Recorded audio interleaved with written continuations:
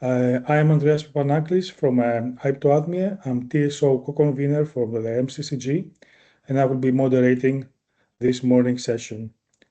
Before we start, some housekeeping. As always, questions go through Slido. Go to slido.com and enter the code you see on the screen. And also submit your questions at any time during the presentation. I will try to answer them at the end of each session. And also we'll take questions that we cannot answer here back and answer via the Q&A document. So the convener team is from we're three co-conveners from the market part. Can we go on the next slide? Yeah. Okay. The MCCG is led by three co-conveners. It's Mark Snyder from Euroelectric. It's Carol Nisia from Nord Pool, and myself from Hyptoadmie. Unfortunately, Carol cannot be with us today. On behalf of the whole group, we wish him a speedy recovery, and we look forward to having him back at next section. Can we move on? So let's go through the agenda today. We have a full agenda running until 12:30. So we start with SIDC corrective measures, with this introduction from Vladimir Satek, bringing us up to date. Then we continue with SDAC fallback improvements, which is the largest block of the morning, a full hour on SDAC fallback improvements with several speakers covering the recent workshop, the fallback survey, volume allocation, and the decoupling training sessions. Then we continue in the 30-minute intraday gate closure time with Kiergo Holo, gives us an update on cross-zone gate closure time.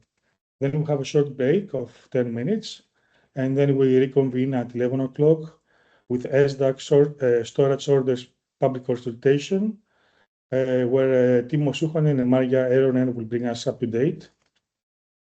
Then we have the global optimization R2 update and the view of the first R&D simulation resorts, where Gerald Dorman follows, and we have the first view on the R&D simulation results. Then we have the presentation on the IT infrastructure study, followed up by SDAC SIDC roadmap and key projects, presented by Andre Esterman, Lara Vizone, and David Miska. We have an update on consultations, where we see the ongoing consultations regarding SDAC PM and the AM update for the incorporation of the intraday auctions with flow-based. And then we end up the meeting and we at 12:30. So the scope of MCCG discussion.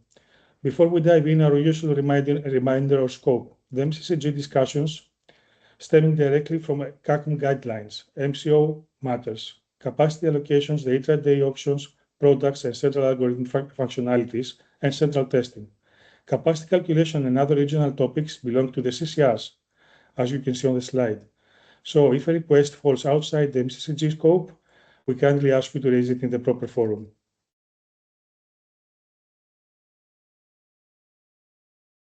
Regarding the Q&As, a reminder that the questions and answers from the previous MCCG meetings are available on the NIMOS committee and NSOE websites. On action points, we had one open item from a meeting on 4th of March.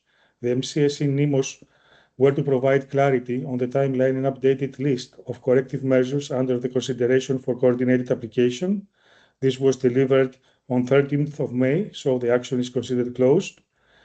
And now we have finished with housekeeping, so let's go to and deep dive to the first presentation, where Vladimir, the floor is yours.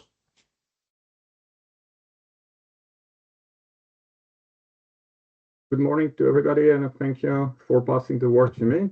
I would like to welcome you to SIDC corrective measures, where I would like to share with you the recent updates.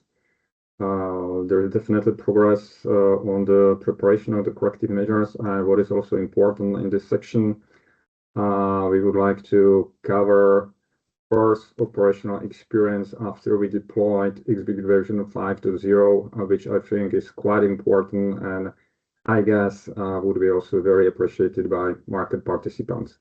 So let's jump into it. And let's start with the basic principles, which I think are clear to everybody, but just a short reminder. So corrective measures is something which is pretty much governed by the regulations. So it's not something that we can activate whenever we want, but there needs to be clear reasons for it. And these are the measures which are of the interim nature. This is quite clear. So there are from time to time questions what we mean by the interim. So of course, once this is activated, a regulation defines certain period for which the corrective measure can be up and running. This is to 8 months, but under special circumstances, this should be or can be extended. Of course, we need to always activate the corrective measure, which will have minimum impact on the market and which will be very efficient in terms of what we need to optimize. And there's also a process how to communicate between the project, market coupling steering committee, and market participants. So there are a number of days before we activate certain corrective measures. So it's not that we will do something immediately, but definitely there are a number of days during which everybody needs to be informed through NEMOS, and then indeed the corrective measure may be activated. Of course, as I stated, if there is a need, if clear conditions for activation of corrective measures are met. So that's the basic principle, which I think we are all aware of, but it's good to remind it because from time to time we are getting questions which go in this direction. So that's just the basics. What is important is where we are, where we move since last call, how we progressed on the development of those corrective measures and all activities which are linked to those corrective measures. So in principle, we have a couple of layers on which we are moving ahead depending on the type of the corrective measure that we are using. So in principle or in line with the regulation, we need to execute a couple of clear studies and elaborations to confirm that proposed corrective measures are viable, which means for some corrective measure legal analysis, there should be market analysis, there needs to be performance analysis. So all this is running in parallel on all corrective measures that we've defined. In parallel with that, all the information that we need for the corrective measures and how they are linked, how they should be activated, how the thresholds works, what would be the operational principles. All this is going to be integrated in the overarching document that we've been working on since many months, but we are coming to the end, so this is quite important. So if we go to the corrective measures, which are already clearly defined, so we have modification of price tick size. Then we have decrease of order book depth and also downstream process corrective measures, which I will address in the next slide. So where we are with those, and this is quite important. There is a clear roadmap over the summer how to progress on the testing of those corrective measures or on the remaining part of the testing. So if I start with the modification of price tick size, and you should be pretty well aware of it, we've moved into the stage where market participants, so you should be able to test your systems that they can deal with the modifications. So currently there is one of the central environments which is allocated for you until the end of August.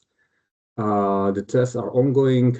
We have feedback that market participants started their activities. Still, the initial feedback is that the participation in the test is quite limited. So I would urge parties to start the testing as soon as possible, because it may imply that you need to make some modifications in your systems. And we all know that modifications may mean that you need to deal with your providers, make the agreements, modify, test it, and so on. So this is a certain cycle. So though it looks like that we have still 1 month and a half a disposal to make all the changes, please do not leave it to the end of August, because it may happen that something may go wrong and then you may be under pressure. Why I'm saying that? So once the period is done, we consider that everything's ready because central systems are ready. And then in principle, if there is a need, there may be decision in September to activate the corrective measure. I'm not saying that this is the case, but once the readiness is declared, it's put in the list and it may be activated. So a market participant needs to be ready for it. So that's for price tick size. If I go to the order book depth, there's the situation a little bit different. So we finalize the initial testing, which provided us with inconclusive outputs. So we're still considering if this should be in the list of corrective measures or not. And in order to take a decision, we agreed to go for a second testing ground. And this should be executed in the end of August, beginning of September. So that's the process. And again, in September, we should have clear evidence if this order book depth will stay in the list of the corrective measures or if we take it out of the list. Why this is not tested right now, why this is tested only at the end of August, the reason for it is that we are still looking into the performance improvement and performance optimization. And the logic is, let's have these performance improvements implemented first, and then we foresee to have this corrective measure tested on the system, which would have even better performance than we have right now in the operation. So that's the logic. We don't want to test something with a system which will be further subject of the optimization. So I think that's the correct process. Then there were a couple of questions when we discussed a couple of months ago downstream processes and how it works and how this can or should be considered with regard to the corrective measures. I will address it in the next slide, so we will get there soon.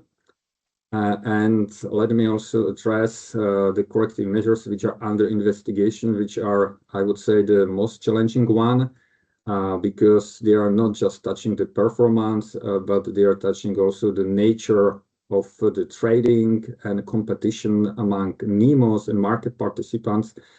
So there are many aspects that needs to be evaluated, and we've been in the process of evaluation of those aspects. So we are considering two measures there. It's our OTRs and other transactions per time frame.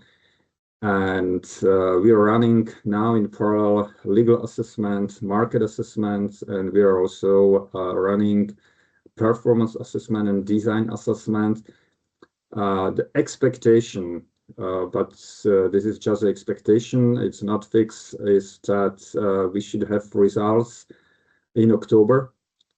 And then we will see if one of these order management measures will stay or both of them, or how this will be arranged, what the recommendations are. We want to have clear feedback, but we are in the process of second analysis with the external parties. So we still need to wait for formal confirmation of the deadlines. We have some proposals, but all these proposals needs to be confirmed and then elaboration done, clarified, concluded, and clear process addressed. So, and all these are also the inputs for the overarching document, which I mentioned already. So you may be well familiar with the overarching document, which is used for SDAC. For continuous trading, we have a similar document with similar structure, but it is pretty much of different content, because continuous market is quite different. And we're addressing all the necessary topics there. The anticipated degradation, definition of the threshold, application of the threshold, definition of the metrics, mitigation measures, details of the corrective measures, how the monitoring of the process works, up until the definition of the details of the procedures, daily monitoring, activation of the corrective measures, and all these things. I would say 70% of the documents is, or maybe 80% of the documents is almost ready. We are finalizing that, everything what is related to the proposed corrective measures. We are now dealing with the finalization of the procedures. We are also in the discussion on the thresholds. And indeed, we're waiting for the results of the tests so that we can integrate the results in the paper. So once this is done, we will share the paper with you. We indicated here end of summer, maybe September, because that really depends on the results of the tests, which I mentioned earlier.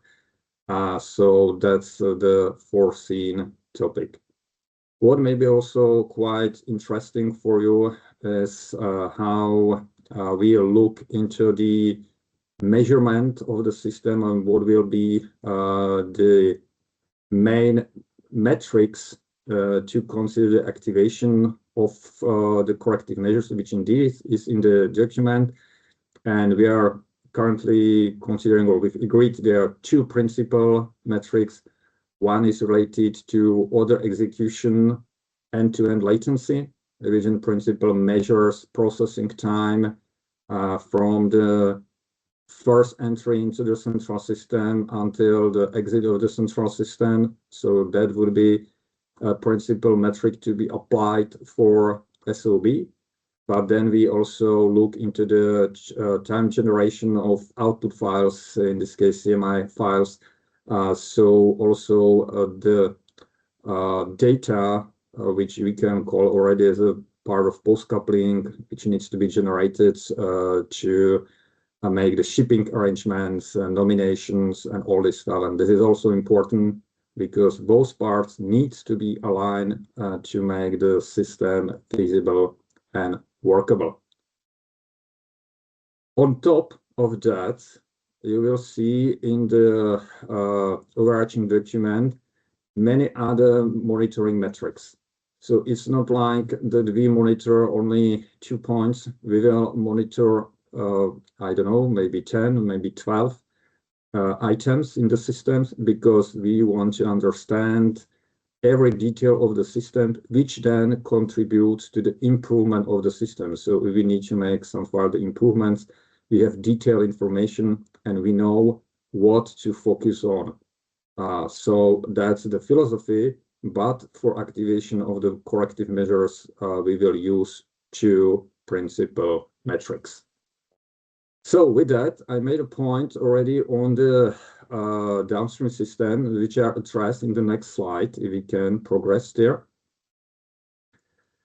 So what are the downstream processes? In principle, downstream processes are all the processes which are not directly linked to the trading. So we know that we have a couple of modules in the system. We have SOB, which is dealing with a shared order book, and with all the orders generating the trades, it uses capacities which we have in CMI module.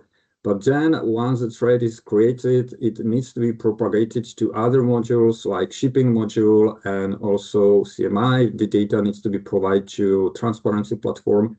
So all these systems are marked as a downstream systems, and they need to keep up with the pace of trading. This is important.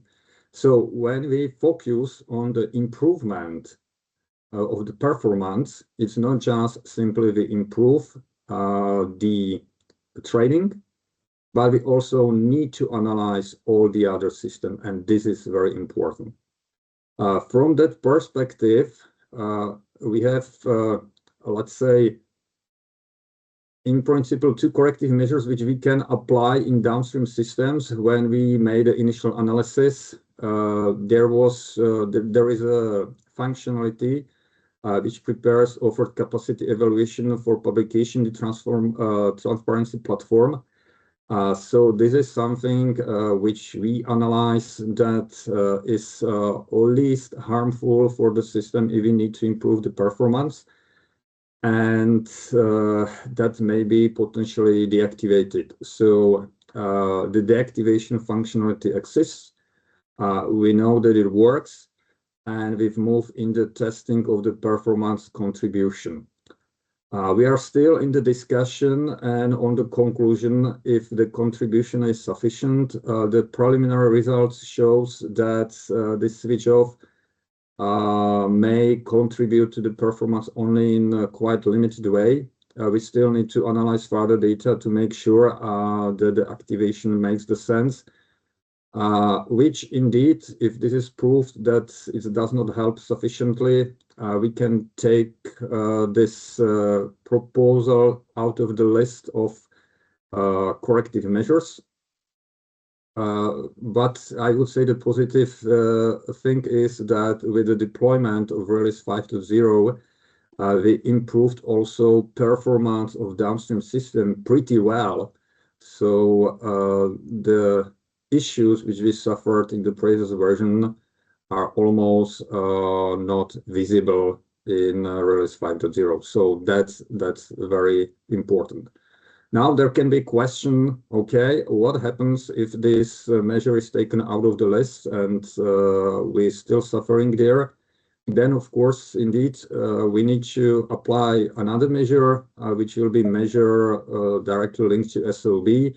So we need to somehow regulate number of orders which goes to SLB, or manage number of orders to make sure that downstream systems can process everything correctly.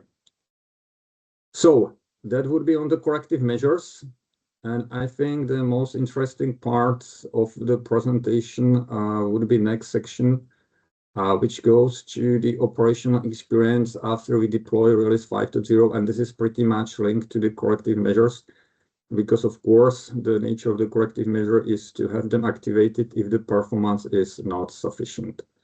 So we've deployed a new release on June 11th, if I'm not mistaken. So we have first almost 4 weeks of experience.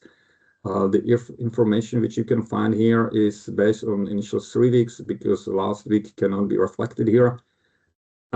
So if I should provide a message, summary message, the operation in Exhibit Release 5.0 is very stable. There is strong decrease of latency, or in principle, we are not seeing any latency. That's what we see in local trading solutions. We are still in the process of implementation of central monitoring, which should be deployed in July. So there we will have all the metrics also from the central systems. But we see that the stability, let's say the performance improvement, it's even better than expected. Considering that with the deployment of Release 5.0, there was also increase in the trading. So the number of order transactions went up by 25%, and number of orders, trades went up by 10%. In last week, we can see that with regard to the orders, the situation is more or less stable. So on average, we have around 50 million order transactions per day. The peak now was around 55, and the trades are increasing, which is fine, because when we deployed the version, there was a situation when there was, let's say, a lot of utilization of the functionalities related to submission of the orders, but the number of the trades was limited. Now it's moving to the more efficient usage of the systems. So number of trades is increasing, OTR ratio is coming down. roughly now about 23. So it looks like that after initial, let's say, I would say test of the market participants, how the new system works. Now it's really focused on the goal, which means to strike the deal, to make the trade and get the energy. So that's important. So the key message is that order transaction latency has significantly dropped, and this is important. So we are not observing any principal issue. And what is also important, because all this goes to the trading module, we're seeing the same positive situation or data also in the downstream system as CMI and others. We're still monitoring. There are still activities that we need to look into, like the morning situation, but all this looks extremely positive and extremely well. Having mentioned that, I need to also mention other things. We're working on a new release 5.1, which should further improve the performance. As I already indicated, we're still working on some optimization. But at the same time, I would like to make a point here that after we deploy 5.1, which is scheduled for January next year or February next year, we are then focused with all the strengths on flow-based in IDaaS, which means that there will be quite significant period of time where simply we will not look into the further performance increase, which means that we still need to use the system in the reasonable way despite constant increase of the performance. So it still implies that simply we will not fully open the gate and let market participants do whatever they do. We will look into details. We've been carefully monitoring the latencies.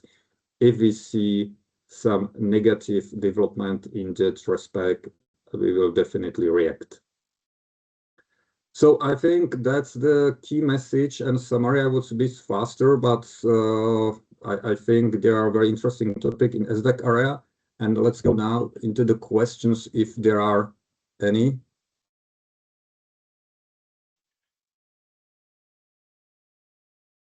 And at least, yeah. The OCC switch off, as I tried to explain. So OCC switch off is putting on hold generation of certain family of files, and these files are offered capacity evolution for publication in the transparency platform. So OCC switch off is a little bit a buzzword which we use internally, but it's offered capacity which goes to transparency platform. Will presentation be shared after the webinar? Indeed, that's what we do every time. So that's definitely what we will share. From market participants on the test scenarios and overall process of SDAC. I think that goes to the next topic. Yeah, the next topic. We'll answer that there. Why did one never get result information of the impact of the reduction 15 today? It's not that you never get the results. I think we shared the results last time when we stated clearly that this test in the operation did not show any improvements. So it was really limited. We were not able to prove it. Therefore, we decided to go for different testing under different test condition. I think the question is even good that we can say that we went back in the operation to 100. So you have full order book depth now. But the conclusion is, I think, quite clear. So the reduction from 100 to 50 was not delivering the value that we expected. What is the likelihood of activating CM after the last exhibit release? We have an initial quantitative assessment. I may use an example. So we're still working on it because, as I stated, we need to deploy the central metrics to provide clear quantitative evaluation. But how we see it internally is that the performance get to the situation of several years ago. So something like 3 years ago, when we had never ever any issue with the performance. So it dropped drastically. I cannot give a percentage here. We're waiting for the measurements to be deployed, but really we do not observe any latency, so it's extremely fast. I think I addressed already switch off. And from the status corrective measures document, indicative will be restored to, has been already restored. So that hasn't been mentioned explicitly, but it's already in the operation. So you should see initial order book depth. For festival, does it mean we won't have any more capacity publication updated? Yes, if this is switched off for a certain period of time, so then indeed the information is not provided to transparency platform, so that may be the consequence. So indeed, the corrective measures may work in the way, or I think that's their nature, that in certain aspects they may introduce some limitations, and that may be the case. On the technical details, I think we have better experts here. So I don't know if David or Lara would like to add something here, but in principle, if the functionality is switch off, so for the period it's not activated, it cannot be produced. And I think that was the last question, which was addressed in respect of CMs. If I may, on behalf of the market participants, this is Max Schneider, market participants co-convener. Thank you very much for the presentation and for the good news on the R5.0 release. This is a very welcome and also necessary improvement. In general, for market participants to understand the impacts of the different envisaged measures. Also, you saw the question on the downstream corrective measures. It's important to have transparency, and we hope that the overarching document will provide this transparency also on the monitoring thresholds. Yes, we would also very much welcome transparency then on the test results of further order book reduction and of the order management measures. Yeah, that will be a request from our side. Indeed, we will provide it. All the processes and details are expected to be or are already addressed in the overarching document, which are just waiting for the results of the testing to fine-tune that. So the information will be provided and also results of the test. But indeed, if the test proves that, for example, certain corrective measure does not work, that the benefit is like 1% or even less, then there is not that much to present that simply state that the added value is almost zero. Understand. Thank you. So if that's all, we can go to the next topic, which is the SDAC fallback improvements. So Ivona, are you with us? Yes, I am here. Can you hear me well? Yeah, the floor is yours. Thank you so much. So my name is Ivona Grude. I am working at Nordpool, and I am currently performing the role of the NEMO co-chair for Andoa and NASDAQ OpsComs. And today I will briefly walk you through the pending work streams from the latest PCG workshop in June, before our presenters will take over and share further details. So we can start with the work streams. Thank you. So starting with the workstream number 1, aiming at minimizing the likelihood of partial decoupling due to failed submission of order books. Here I will give a brief update at the end of this intro part. I will update you on the process agreed among NEMOs and the next steps. The workstream number 2 is dedicated to relaxation of existing nomination deadline. Here, TSOs are working on potentially shifting the cross-border schedule nomination deadline from 3:30 p.m. to 4 p.m. under the assumption that the shadow auctions are removed and the intraday continuous trading will become the fallback process for the cross-border capacity allocation. You will hear more from fallback expert group representative on the details for this workstream. The following workstream number 3 is related to optimization of existing SDAC timings and procedures. Here, the first report describing the potential areas of improvements will be delivered to Acer by the end of July. Therefore, we have no materials to present today, but it will be probably picked up during the next MCCG meeting in fall. Then workstream number 4 is focused on creating an effective fallback capacity allocation when SDAC coupling cannot be completed. Here, the fallback expert group representative will present the outcomes of a survey conducted with market parties, assessing the feasibility of SIDC continuous trading as fallback for the capacity allocation. And they will touch upon an alternative options for SIDC continuous trading as fallback. And the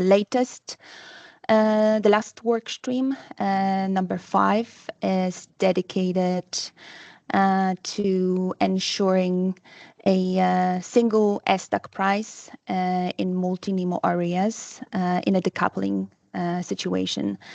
Here, the core joint parties are working on implementing the volume allocation, and we will hear more from my colleague on the overview of the topic and the implementation timeline. I guess we can move now to the workstream number 1. To the presentation, or thank you so much. Yes. So as mentioned before, the workstream number 1, we address the potential partial decoupling case due to failed order book submission at the after the gate closure time. Here, this work stream was structured around 2 focus areas. The first one on the left-hand side is introducing and implementing new process step, which is the local order book generation validation performed by each NEMO between 11 and 11:30, which allows up to 1 hour of the time gained in case of any issues detected. NEMOs are monitoring the execution in line with the requirements shared by Acer. We are also performing an additional validation during any system updates and the new releases to confirm the compatibility between all the systems. So this is really an additional step during the market coupling, which ensures that the functionalities of the order book generation is working as it's supposed to. At the moment, more than 50% of NEMOs have this process implemented. The rest is working on developing the functionality in the local systems. And the process is mandatory from January 2027. The second focus areas is related to defining foundational requirements and developing the best practice guidelines.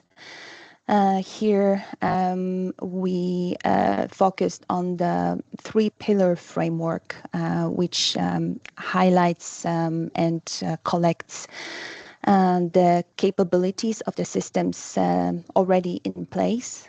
It helps us to create a common reference for the minimum expectations and best practices. This framework will be regularly reviewed and updated to address any arising risks and needs in line with the developments in the market. And additionally, NEMOs have agreed to a number of KPIs for each pillar, which will help to establish clear expectations among the parties, improve the monitoring progress, and identify the areas for potential improvements and increased efficiency. That would be all for the work stream number 1. I can now give the floor to the next presenter. Thank you so much. Thank you very much. I will continue on behalf of Fallback Expert Group. Last time we presented in MCCG, we explained a concept of a fallback, where basically we would use intraday continuous trading as a fallback of single day ahead coupling in some cases. What are those cases? Those cases would be when basically the SDOC price is not available in one or several bidding zones. When could this happen? In case of a full decoupling, or in case of decoupling of all NEMOs in a multi-NEMO area. And for those cases, we presented the proposal to use intraday continuous as a fallback. At that time, we also presented that the timings of this fallback concept was not yet fixed, because there were options how to optimize the potential elements or potential process steps within this process. And this is why we, in the first place, concluded a survey towards the market participants to understand their preferences and their position on this concept. Based on this survey and based on this feedback, we learned that although many market parties were in favor of the proposal to use intraday continuous as a fallback, it was not, let's say, full of joy, in a sense that everyone had some kind of remark or problem or reservation with the proposed concept. Most of these related to the timings, which we were requested to comment. And basically, one of the biggest criticism was that the time that is available for trading in that fallback proposal was rather limited. And market parties thought that this might be risky or problematic, both for converter day-ahead bids to the intraday market, as well as to close their individual positions properly, which could then potentially lead to deviation of the reference price and the selling price, as well as potentially leading to imbalances later afterwards. The second criticism, or the second, let's say, major comment, was that the nomination deadline is important to be postponed according to the market participants. And this was quite united among the feedback that we received. This would also lead to the second, or the other point, which market parties raised, that from their perspective, providing more time to the SDAC, to the single day coupling, would be one of the most important priorities that we should focus.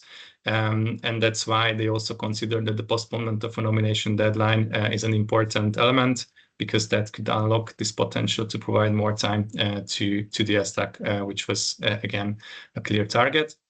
And the last thing that was also quite unified among the feedback that we received, that having a single and reliable price in these cases, in these bidding zones, is the utmost important as well. So basically, that was reconfirmed by the market participants that we need to go towards this direction and find a proper mechanism to define one and unique reference price for these unlikely cases that we investigate here.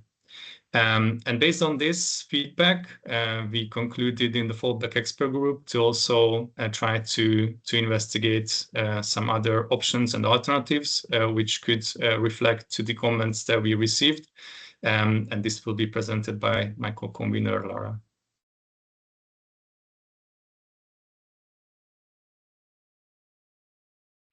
Thanks. Yeah, so indeed, on the screen you can see the alternatives we are evaluating, and considering the perimeter for both Workstream 4 and Workstream 6, we are considering the applicability of those options only for core M&A areas, especially when it comes to Workstream 6, which is the one that is meant to build a process that is not leading to multiple prices in case of full decoupling. And when it comes to the method that we are investigating for replacement of shadow auction as per Workstream 4, of course, we are mainly focusing on the bidding zones that are currently both ends of borders that are in fact applying shadow auctions as a fallback for allocation of capacity, meaning that in our let's call them conversations, weekly conversations, we are not contemplating what is outside these two work streams, because simply they are outside these two work streams.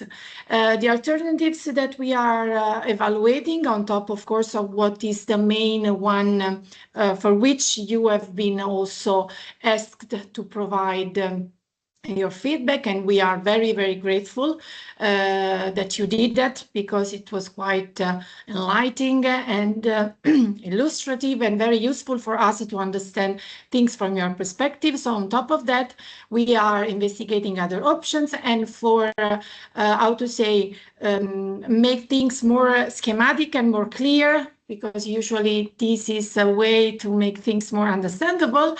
We have divided options in two main categories. One that is sort of considering two different methodology for clearing volumes and determine the price, and the other one allocating capacity. And the category, let's call them category 2, which instead has the same method which simultaneously would clear volumes, determine the prices, and allocate cross-zonal capacity. So we have, on top of the continuous trading used for both volume and allocation of capacity and price formation, we have the usage of continuous trading for allocation of capacity, and I'm referring to the option 2 in the first table, while volumes would be allocated using the so-called volume allocation, which currently is the methodology that is already operational to cover the case of NEMO partial decoupling in core M&A regions. So volumes would be cleared at a price that would be determined in with a method that has not been decided yet, but there are several options on the table that can be evaluated. We are talking about an index because, of course, we are considering the case of full decoupling where no exact price is calculated, so the price would need to come somewhere else, and the idea is that we would find a way to represent a good index. We will find, a good way to represent that price for that specific day where the auction was failing, hence was not able to determine the price. So that's the first alternative we are investigating. The second one, which is the third one in the first table, is once again the option that would see allocation of cross-zonal capacity via continuous trading, while instead volumes and price would be formed via the usage of an auction run for every single bidding zone in the core region. And in case of M&A status of the bidding zone, the order book for every single NEMO operational in that specific bidding zone would be shared. So basically it would be sort of what happens in production, but without any sharing of capacity, while the algorithm would be running, finding the equilibrium for volume and equilibrium for the price. And then there are the second category, which, as I anticipated, lists the two options we are evaluating at the moment, which would instead, with one stone, calculate both the volume and the price, and would allocate capacity, which is the regional coupling, applied also to core region, and what we here call a delayed SIDC IDA 1, but the name might be a little more misleading. What we mean, because you might remember that in our assumption, considering that results would not be available by 2:10 in the afternoon, the proper IDA 1 would be cancelled. So the idea is that how much we can reuse the instrument of the intraday auction to cover the fact that the STAC auction instead was failing. And as you know, in an IDA, capacity is exchanged, it is allocated together with volumes, and a price is determined altogether. All those options will be evaluated via different criteria, and the idea is that at the end of the evaluation, where we have carefully considered and assessed all the angles, one of the main of them being the operational feasibility in terms of timing constraint, because especially in the core region, time constraint is a little more binding than maybe on other regions. So after this work that we are conducting in the fallback expert group, we hope to share also with the regulator what is the outcome of our evaluation, and eventually propose one fallback for those areas that are currently presenting the aspects that were considered so critical so that they were part of 2 work streams launched under the hat of PCG. And so once again, I'm referring to core M&A bidding zone. I'm done. I don't know if there are questions. I can check. Otherwise, thanks a lot for the opportunity and have a nice summer. We'll need you at the end for the question and answer session. Yeah, we can continue. All right, thank you. Anna Blomfeldt from Nord Pool, representing Core today here, and taking you to a status of the volume allocation that Core parties have been working on since last year to be aligned with the energy regulation, Article 7.2, and to avoid a two price situation in the case of a partial decoupling of an NEMO. So here you can see how we've progressed the different NEMOs.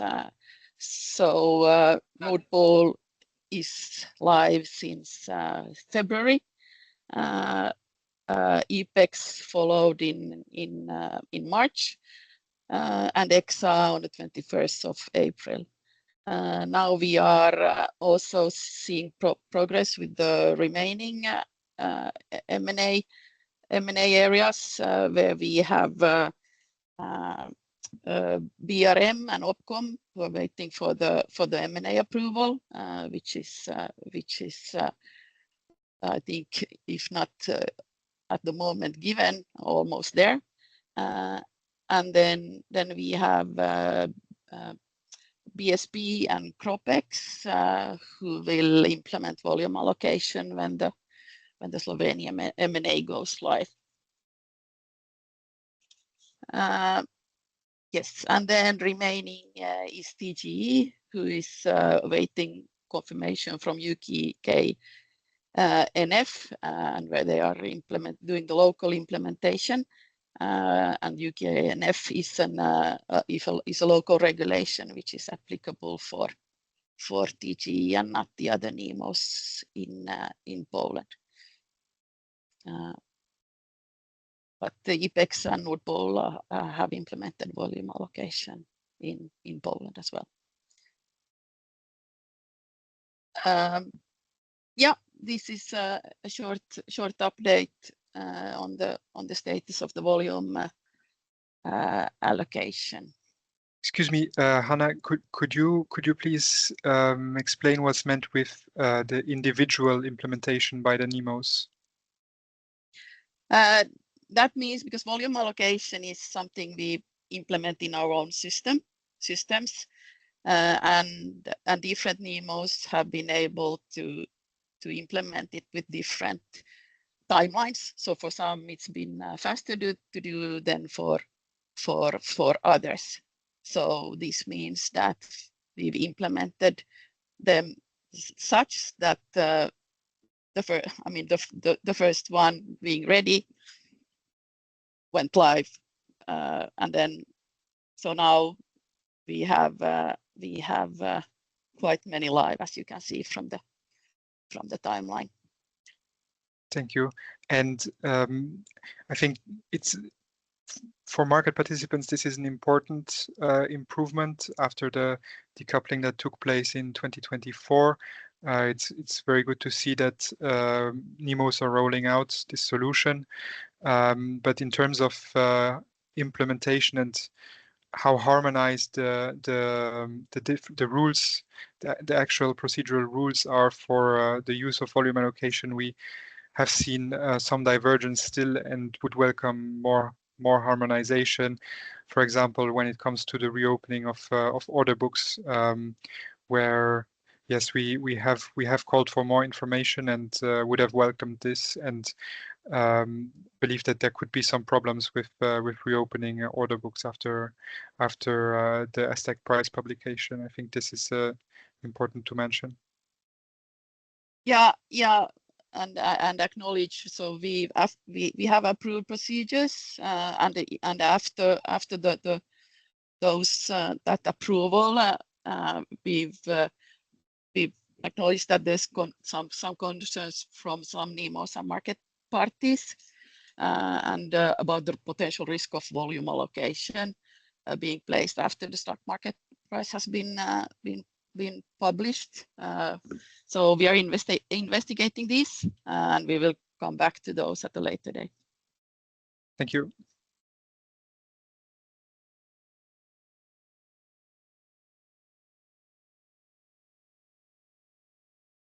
Is there any other questions? No, We take them afterwards. Sorry. Yeah, we'll take them afterwards. Yes. All right.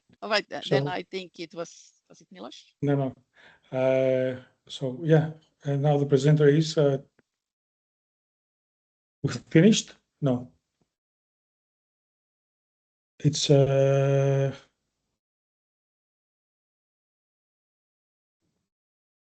can maybe jump in and help. yeah, can you please Perfect. continue with the Yes. presentation?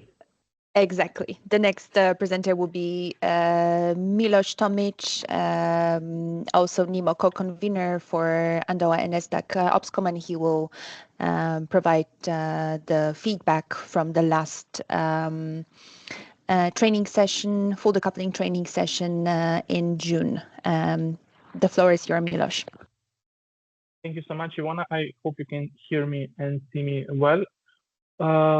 So some of you, thanks Ivona for the introduction. Some of you already know me from the last time I presented on the similar topic.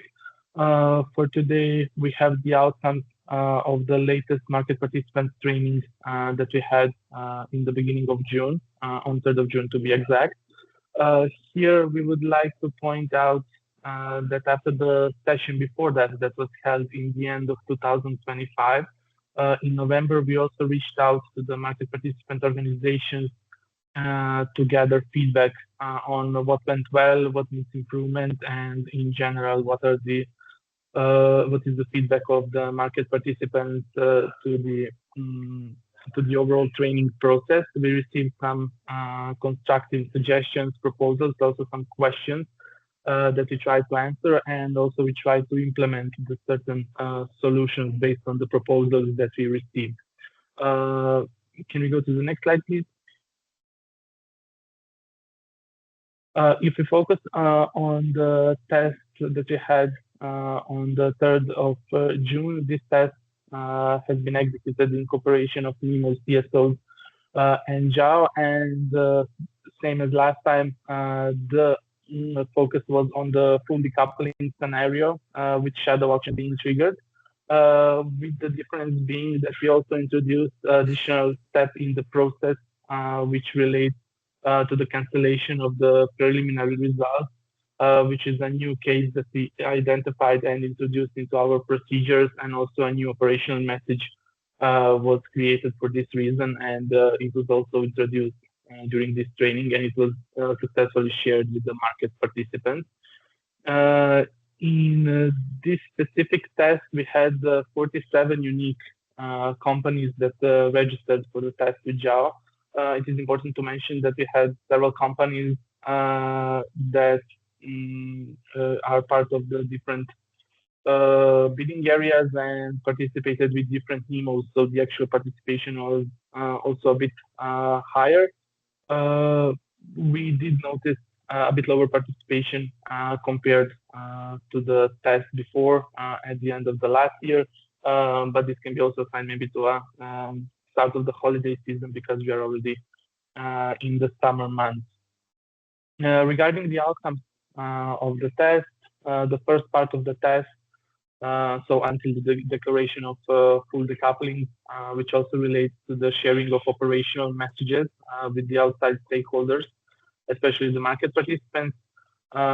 This part was performed without any issues, and it went well. However, there were certain issues in the JAO system during the shadow auction process, which then prevented JAO from publishing the results for certain borders.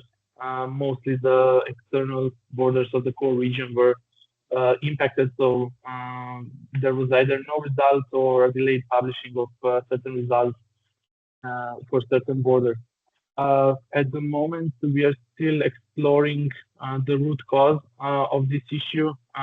So we will share the feedback on this also in the Q&A document. I think there will be also a question in the Slido on this. So just anticipate that.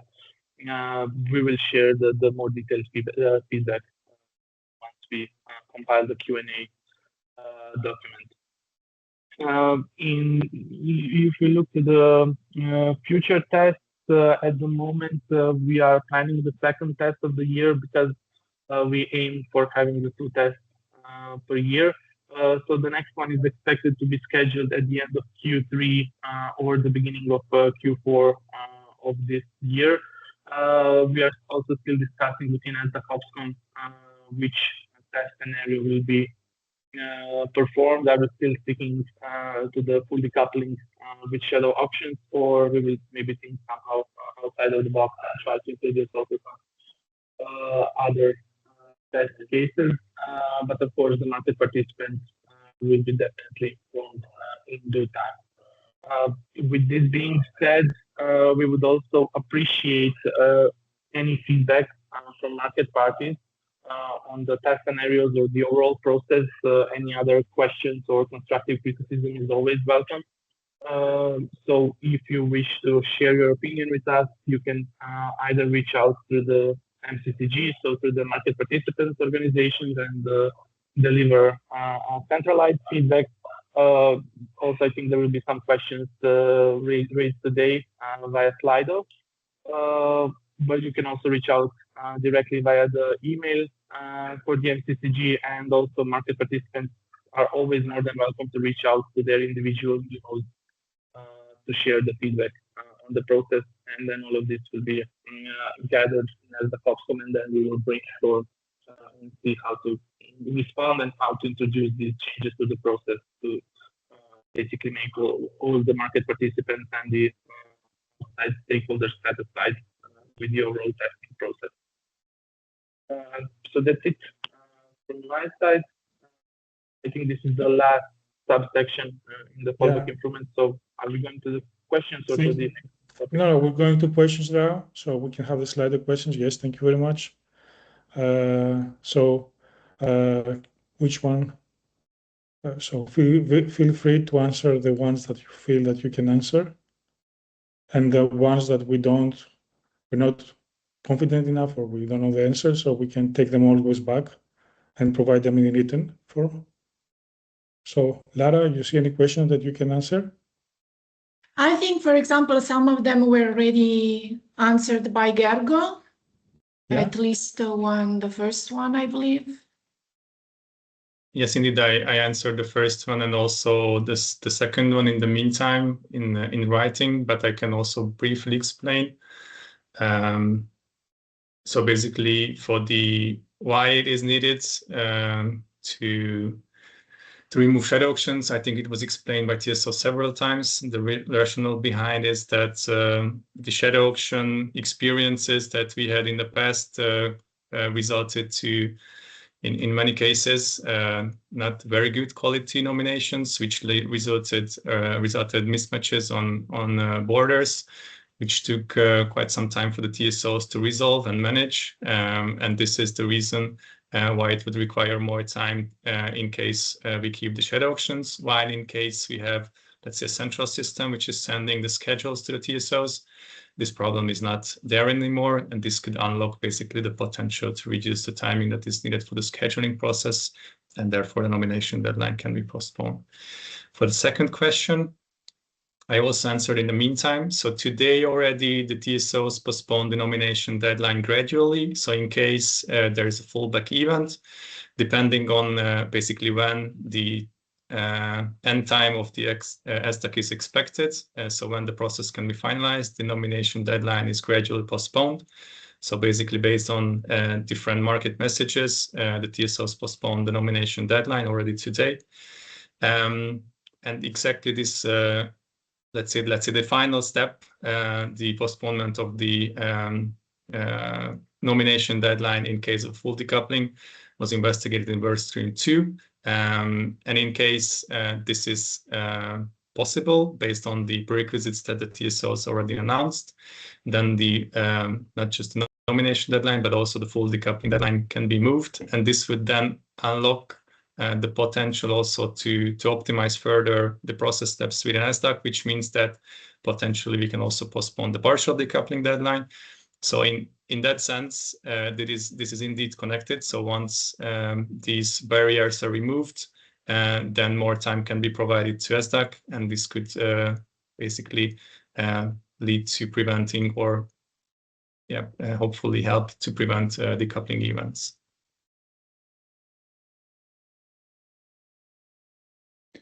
Okay, regarding volume allocations, have an answer for this, or can we take it back? Yeah, I guess we can take a bit both, but yeah, I mean, the principles of volume allocation has been presented, I think, in various arenas. So, so at least I think there has been a try to keep MPs in the process, and also I think NEMOs individually have aimed to do it, but something we can look at afterwards as well. We're always open to any proposals and discussions. So yes, they can use any of the means that they have in their possibility, such as the associations that are present here today. They can also directly contact MCSC in the email provided, and also they can use Slido here. So we are fully open to any comment and any proposal they have. Yeah, so the next question regarding OCC, I think it's for Vladimir, and I think it will be answered. I don't know if he's still online, or we can take it for to answer it afterwards. So it is important, alternative, okay, we have answered that. How can we submit comments for market parties on test scenarios? I think we have answered that as well. Excuse me, Andrea. Yeah. Andreas, sorry, if Yes. I just can go back to this point on the consultation. I think that's important when it comes to volume allocation. For example, yes, we had repeatedly said that the actual technical implementation should have been consulted with market participants, and we understood then that NEMOs had different ways, different understandings of how volume allocation was actually implemented in practice, and we would like to avoid that in the case of the full decoupling solution, which should be harmonized at least at capacity calculation region level. And this slide that was shown with the three columns is very important in that regard. It's important for us to understand how the different options compare when it comes to the allocation of cross-zonal capacity, to volume clearing, and to having a single and reliable price, because that's all that matters in the end with the SDAC. And we haven't received that for the moment. We understand that those discussions are ongoing, and we would welcome a bit more detail on that once this is ready, once the NEMOs have and TSOs have achieved a common view, and that also then this is really consulted with market participants. Yeah, yes, but that's one of the options. It's not you shouldn't take for granted that that's the volume allocation is the option that will be implemented for full decoupling, because at the moment everything is still open. No, that's not what I said. I was just I was referring to the question. The question was going into the direction that volume allocation for full decoupling will need to be consulted with market participants, which is not necessarily the case. But of course, whatever we will reach out, we will pass by you, because as I said at the beginning of the presentation, we were very grateful for your contribution, which was quite enlightening for several aspects. So we believe that your contribution can only be beneficial for the definition of whatever fallback for full decoupling will be determined after this work. So I guess we are definitely on the same page. Thank you. I'm still in the call with regard to the question raised by Jeremy Michel. Yeah, go ahead. I would need to understand if the reference is made here to the transparency platform, because indeed the capacities are updated and provided to TSOs. So there are many capacities which go out of SIDC to various stakeholders. So would like to need to have clarification if the comment here with OCC is made to the capacity published in the transparency platform.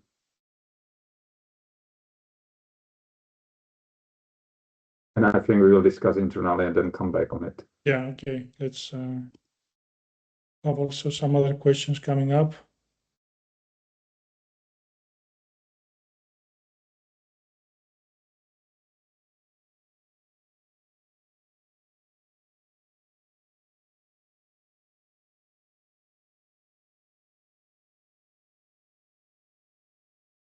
Regarding the decoupling testing, we have an answer for this question. Yeah, I can take that one, and I think it was already answered partially during the presentation. So there were some hiccups in the JAL testing system, primarily because for the production, there are the production systems, which is different from the testing system, which works on a simulated time compared to the production one which works in real time. So we are still investigating this. We don't foresee any issues in the actual event of the full decoupling, God forbid, of course. But we will deliver the more detailed feedback in the Q&A document. Thank you very much, Milos. Yes, the meeting is recorded and will be shared. Regarding this question, yes, so you will have all the information that you missed. So in workstream 2, the proposals for flow-based don't address quality nominations. Do you have an answer for this?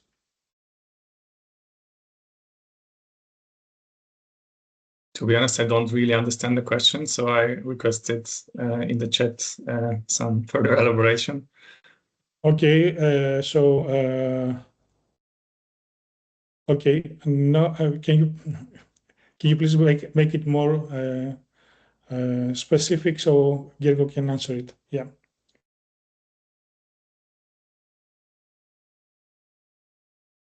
So I think.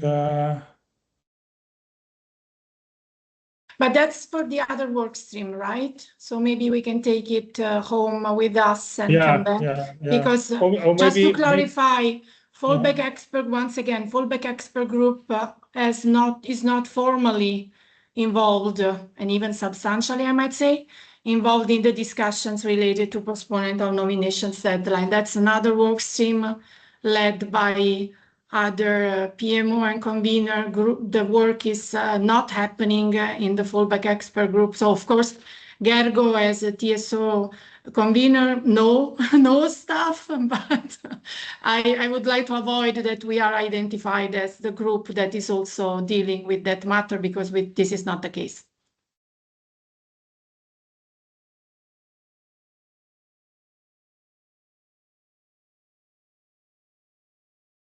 Anyways, please specify the question and we will answer them.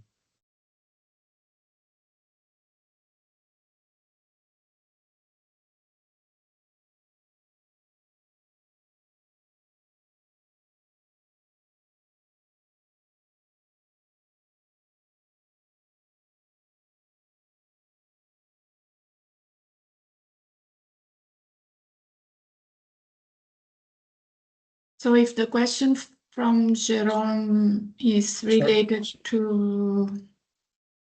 I had some issues with the Teams application, so I was absent for a few seconds.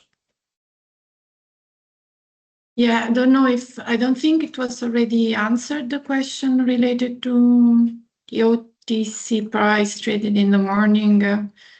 If the question is related, I'm not sure to what is related, to the index that is mentioned with option related to volume allocation, also in case of full decoupling, or to the one of the usage of continuous trading, and hence also an index coming from that market. We are still investigating options on what would be the most reliable representation of the price in case of a stack auction failure. Okay, so I think we have answered quite a few questions here, so we can take the rest of them and we'll come back in writing. So I think we can progress now to the next topic, which is the 30-minute intraday gate closure time update, where Gregor is going to present. Indeed, thank you very much. So again, on behalf of TSOs, provide some updates with regards to the 30-minute intraday cross-node gate closure time. If you can move one more slide, please. Basically, the derogation overview is almost complete, I would say, because IPTO also received the derogation. So all European TSOs received either derogation or already gone live. Still, some transposition task is done in Norway, and then it can be finalized there as well. But the picture is more or less complete in that sense. And based on these information, TSOs could update a little bit their plans in terms of go-live dates. The next planned go-live will be on the Dutch-German border, which is planned to be in October. Of course, the relevant parties will first specify and notify the relevant market participants about the exact go-live date. While there will be a bit bigger, let's say, rounds of go-live in terms of borders in Q1 27, where Bulgaria, Romania, and all the Hungarian borders plan to go live again. These TSOs need a little bit more time to further specify the exact dates, so this will be updated.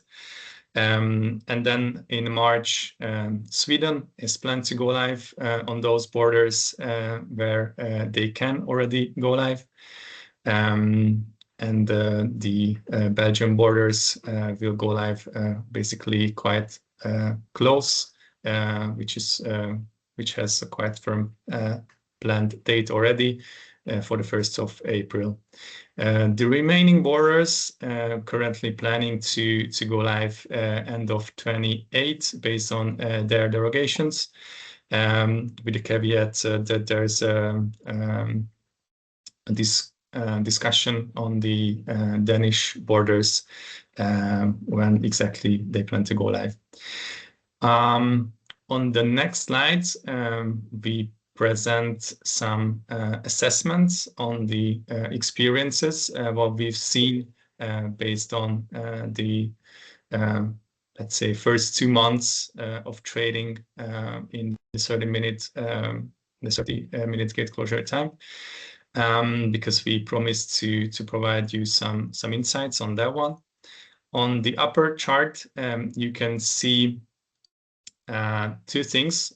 One is how the trades, so the number of trades and the traded volume has been changed per quarter hours compared to pre and post go live. So what you can see on the chart, each column basically represents 1 quarter hour. So the first quarter hour to delivery, which means from delivery to 15 minutes, and the second quarter hour from 15 minutes to 30 minutes, etc. So this is how you should read the x-axis. While on the epsilon axis, you can see the percentage, how much either the trades or the volumes increased from the periods of before the go live and after the go live. And you can see in the bottom these periods. So it's the comparison was from 25 December and November 2025. And the post go live period is February and March 26, because January is, let's see, middle month, where the data is a bit mixed. So this is why we decided to choose these ones. And what you can see basically on the first graph is that those 2 quarter hours where this change, extra time is provided to market participants to trade on cross-zonal manner. Both the volumes and the number of trades increased quite substantially, especially in the last available quarter hours. So the quarter which is 30 to 45 minutes before the delivery. So I think it's fair to highlight that this proves that market parties could use this extra time to conclude more trades, both in terms of numbers and volumes in these quarter hours. On the bottom part of the slide, you can see a chart which describes the daily average number of trades in the last hour before the delivery, but only for those countries which changed the intraday cross-zonal gate closure time from 60 to 30 minutes. In some cases, you can see values which represents the period before go live, because in those countries local trading was available, while in those countries where you don't see any chart or any bar, this means that either also the local trading was not possible after 60 minutes before the delivery. As you can see, of course, where you have some basis to compare, you can see that there were significant increase in most of the cases, while for those where there is no basis, of course, it's a little bit more tricky to compare, but it's visible and it's quite clear that with the extra time that was provided, market parties used the possibility and started to trade in these extra hours as well. So all in all, I think it's quite obvious to state that this change was used quite a lot by the market participants since the go live period in those bidding zones in those countries where they could already implement this change. And I trust that this will provide some extra motivation for the TSOs to conclude on their developments as soon as possible, to also implement in the remaining bidding zones as it was presented a few minutes before. And with that, I would pass the word to the next presenter, unless you have any question. Yeah, we have at least one question. So can we put out the slide though? It's the last one from Mr. Michel. Graph on top left.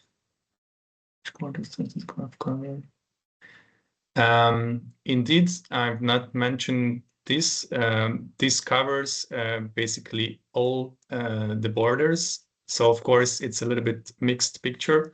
But of course, the change is driven by those borders and countries where this extra amount of time was provided. This was due to the KPIs that were available. We could not, let's say, filter for that specific graph, only those borders where the gate closure time was changed. So basically all the trades and volumes are presented throughout SDAC. But still, I think it's important that there's a significant change, which from our point of view, clearly driven by the change that was implemented. Okay, thank you very much, Diego. So this will bring us to the break of the session. I think we're a little bit running ahead of the schedule, so we can have a 15-minute break instead of a 10-minute break. so we can reconvene at 11:45 to continue the session. Thank you very much. It's 11:45, so I think we can start with the second part of this MCCG webinar. We're going to deal now with SDAC storage orders public consultation. So Timo or Maria, are you online? Yes, Can you I'm start? online. Okay. Yeah. Can you start, please? Yeah. Thank you. Yes, thank you. Good morning, all. I'm Timo Suhonen, working as SDAC MSD convener from the NEMO side, and I will present the update on the storage orders. So if we can go for the next slide, please. As you know, we have been carrying out a public consultation regarding the storage order. The actual R&D phase was completed during the late spring 2026, a couple of months ago. The open points still existing in sort of blocking the finalization is some configuration options that we have been discussing internally by SDAC MSD. We also started in beginning of June the public consultation. We had a webinar during June, and based on the feedback there during the call and in the questions, we agreed to give market participants additional 2 weeks. So the consultation will now end 14th of July, i.e. next week. And we are very pleased on the number of people who participated. We were around 300 people at the peak in the webinar, and we received a very, very good detailed questions and comments. Since then, we have completed the Q&A paper answering the questions we were not able to answer during the webinar. And we have also published the recording of the webinar, and both are available in NEMO committee website and in the ENTSO-E website. So feel free to go look into the material in there. And then once we get the final feedback after the closure of the public consultation, then we will analyze the result.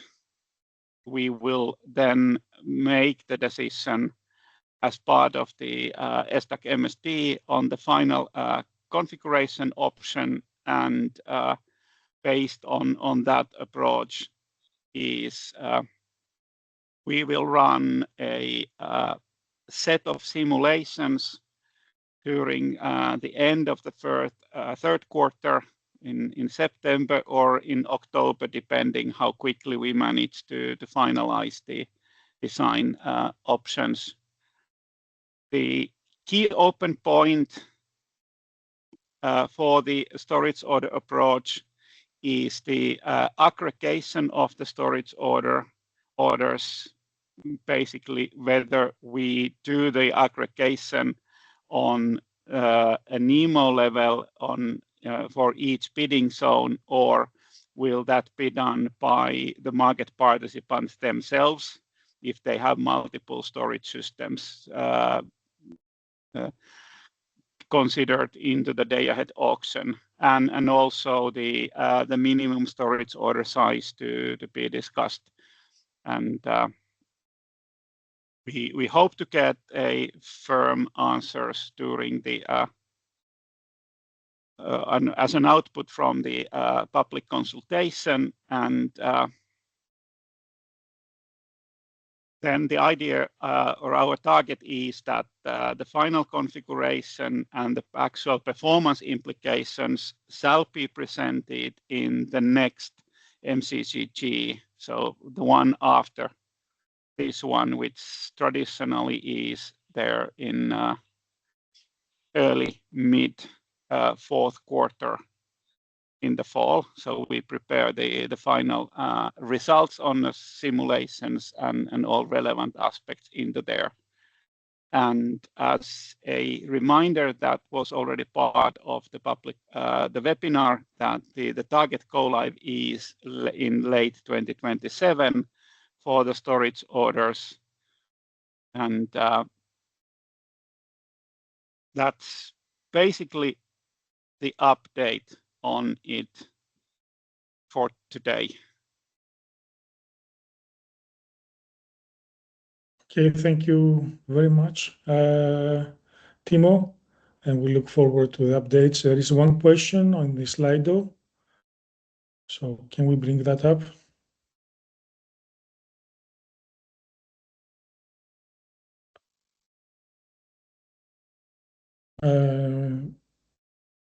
No, it's regarding the product and the need for the product. I don't know, can you go, it's a previous, yeah, with up more, still go up. No, because I can see it in the backend. Maybe while we find this question, thank you for this presentation. I was wondering if the MCC had done any analysis on the algorithmic performance impacts that a storage order would have, and in general we would welcome transparency on the expected impacts, if it would lead to an improvement or to a degradation, and yes, and in general, of course, enriching the product offer is always a good thing, as long as it doesn't mean that other complex products are curtailed for that reason or are questioned. So should be seen as an addition and not an alternative. At the moment, and speaking now from the SDAC MSD point of view, as we are not defining the products individual NEMOs are offering for the market participants, but the overall technical implementation, we have no plans nor proposals to remove anything from the product methodology or anything like that. So the storage order is a new addition. We will start after the summer period together with NEMO's organization to update of the product methodology, or actually the methodology that will come along with whenever the CACM 2.0 will be delivered to be included in time before the go live. Thank you. And what do you have any expectation on the impacts on the algorithmic performance? So far, we have seen in the simulation that there is some level of performance degradation. It is, as we see it today, it's tolerable and should not impact as we see today, it will not impact the market coupling timeframes at all.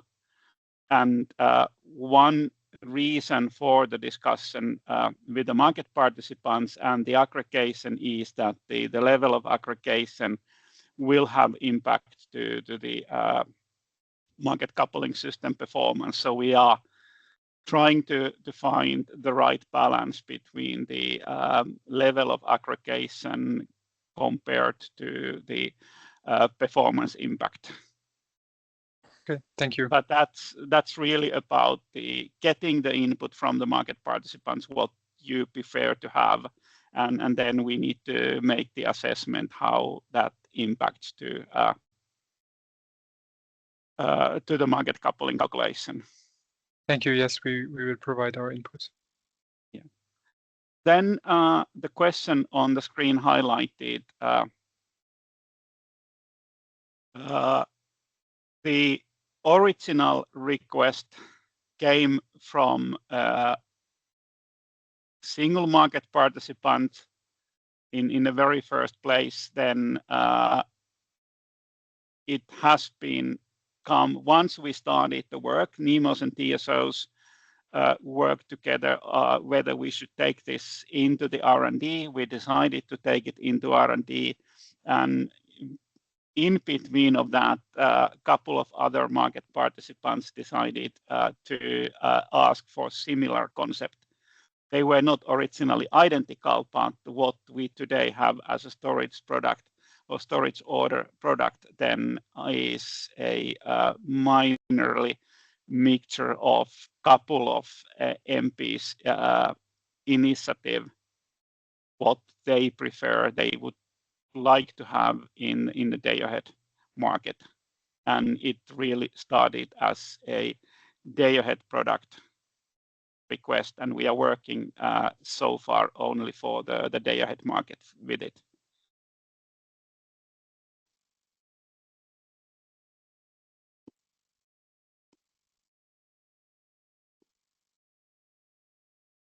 Okay, thank you very much, Timo. So I think that's all for this topic. So we can go to the next one, which is the IT infrastructure study. Jan, are you online?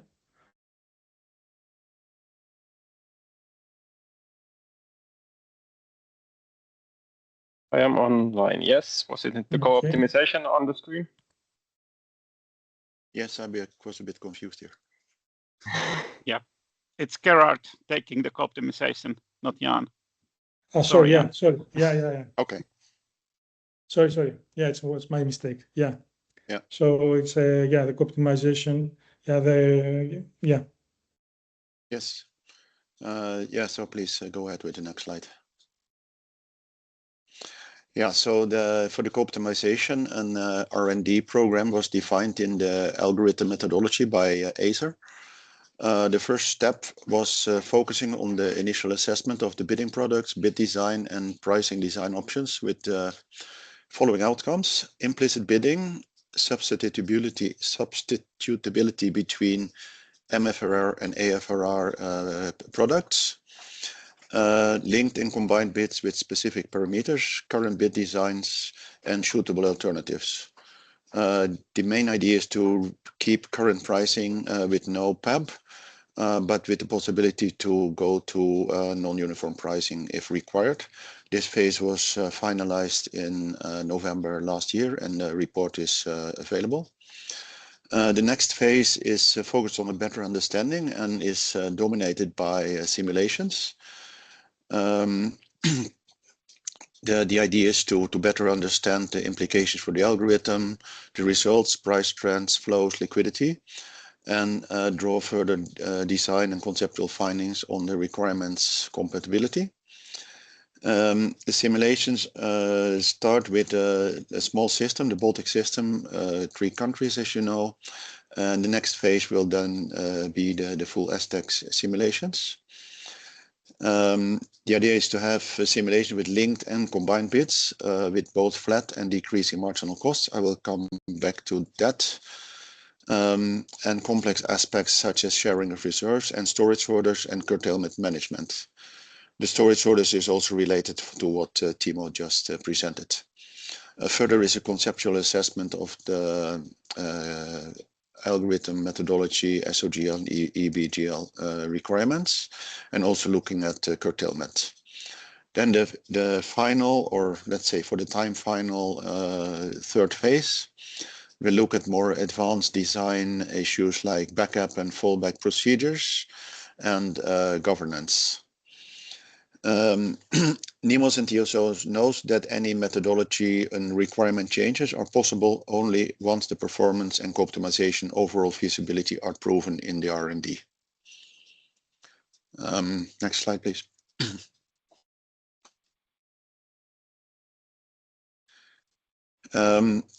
Regarding the challenges, especially looking at the simulations, we saw that the data preparation was more requiring than we expected, especially because there are no historical bits that integrate both balancing capacity and energy. So we have to prepare them on a more theoretical basis, and this has appeared to be a significant task that will take more time and effort than originally anticipated. And also there is the confidentiality of the data. So this has an impact on who can do this work. And also, well, we need an agreement, as you know, that is still not fully signed by everybody. So this is also one thing that delays the process. Regarding the computation, we want to have a full and realistic representation of the bidding cost structure. This and also including decreasing marginal cost. And this impacts both the computation time, but also pricing. Pricing can become very complicated under such assumptions. Regarding the bidding cost structure, we want to make sure that it allows a most realistic representation of the market participant costs and constraints. And here there is some trade-off. A perfect representation will not be possible. And bid optimality will be constrained for individual assets.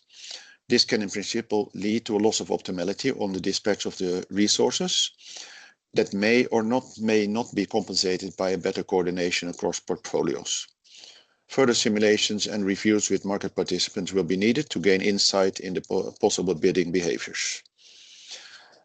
Key takeaway is that the current R&D track revealed several challenges that illustrates the complexity of co-optimization and will need to be addressed by NEMOs and TSOs in alignment with ACER and the NRAs. Next slide, yeah. Regarding the co-optimization prototype and simulations, in the co-opt simulations, there is a prototype built using the current version of Euphemia with the support of Insight at the end of 2025 based on the R1 report conclusions. As said, we think it's essential to have a realistic representation of products and costs. But several challenges have occurred that result in a delayed timeline in the first half of 2026. These challenges are much related to the fact that you get a very complex optimization with 5 different products that impact each other both in allocation and also in pricing. The simulations, as said, are organized in 2 phases, where the first is a test of the prototype and concepts with limited geographical scope.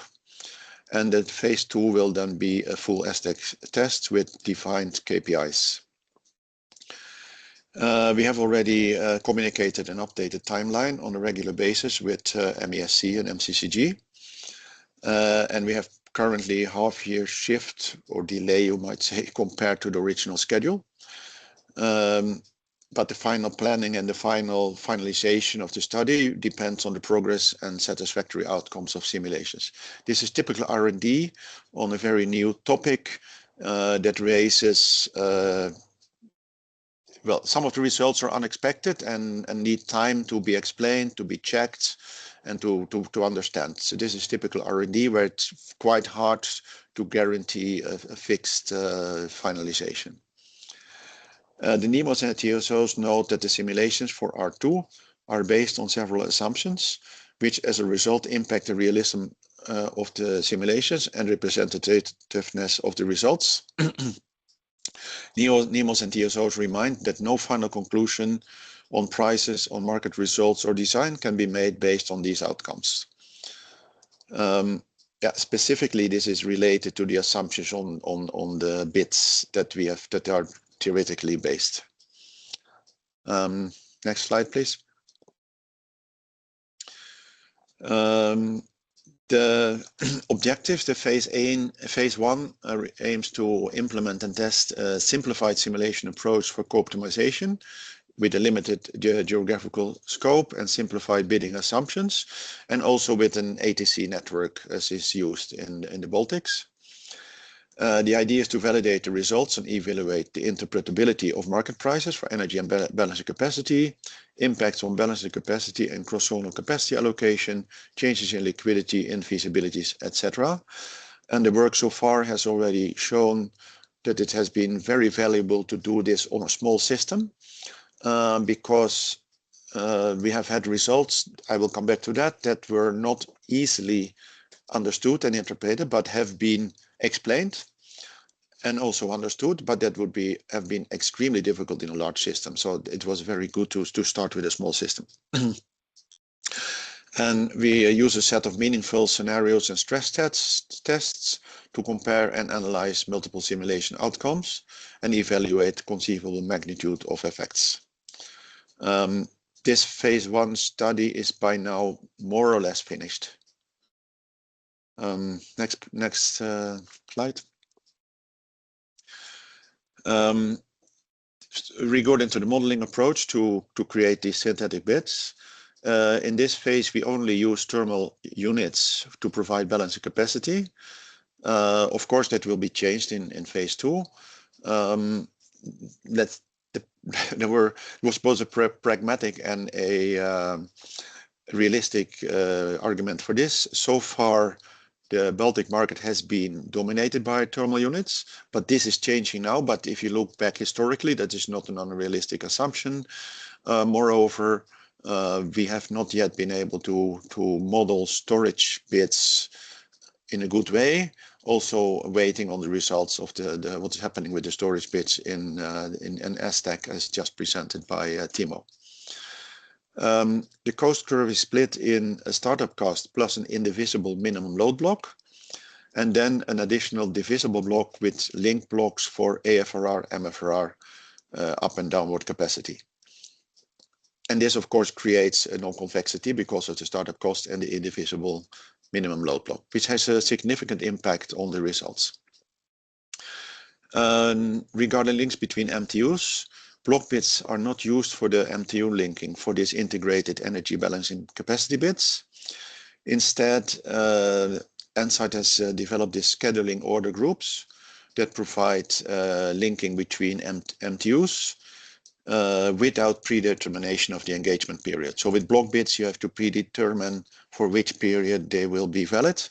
But with the scheduling order groups, the algorithm itself will determine when units will be producing and not based on their startup cost, these minimum load blocks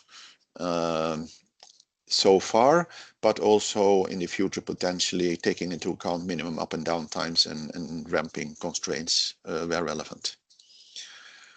Then turning to non-convexities. So I think many of you are familiar with optimization theory. Convex problems may be large, but normally quite straightforward to solve.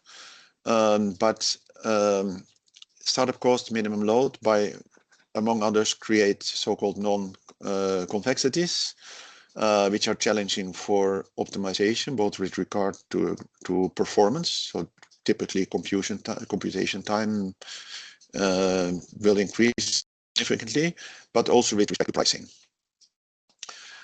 Decreasing marginal costs will add additional challenging non-convexities.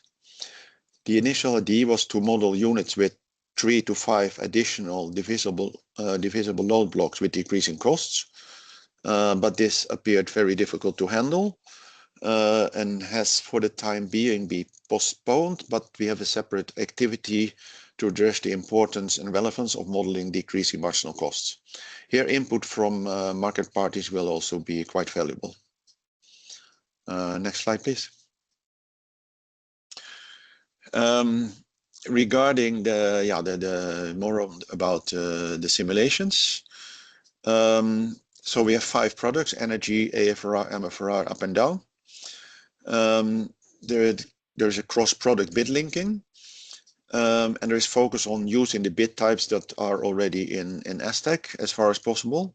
So we have parent-child links, we have exclusive groups, the classic version, but there is also created a new exclusive group where you have a maximum power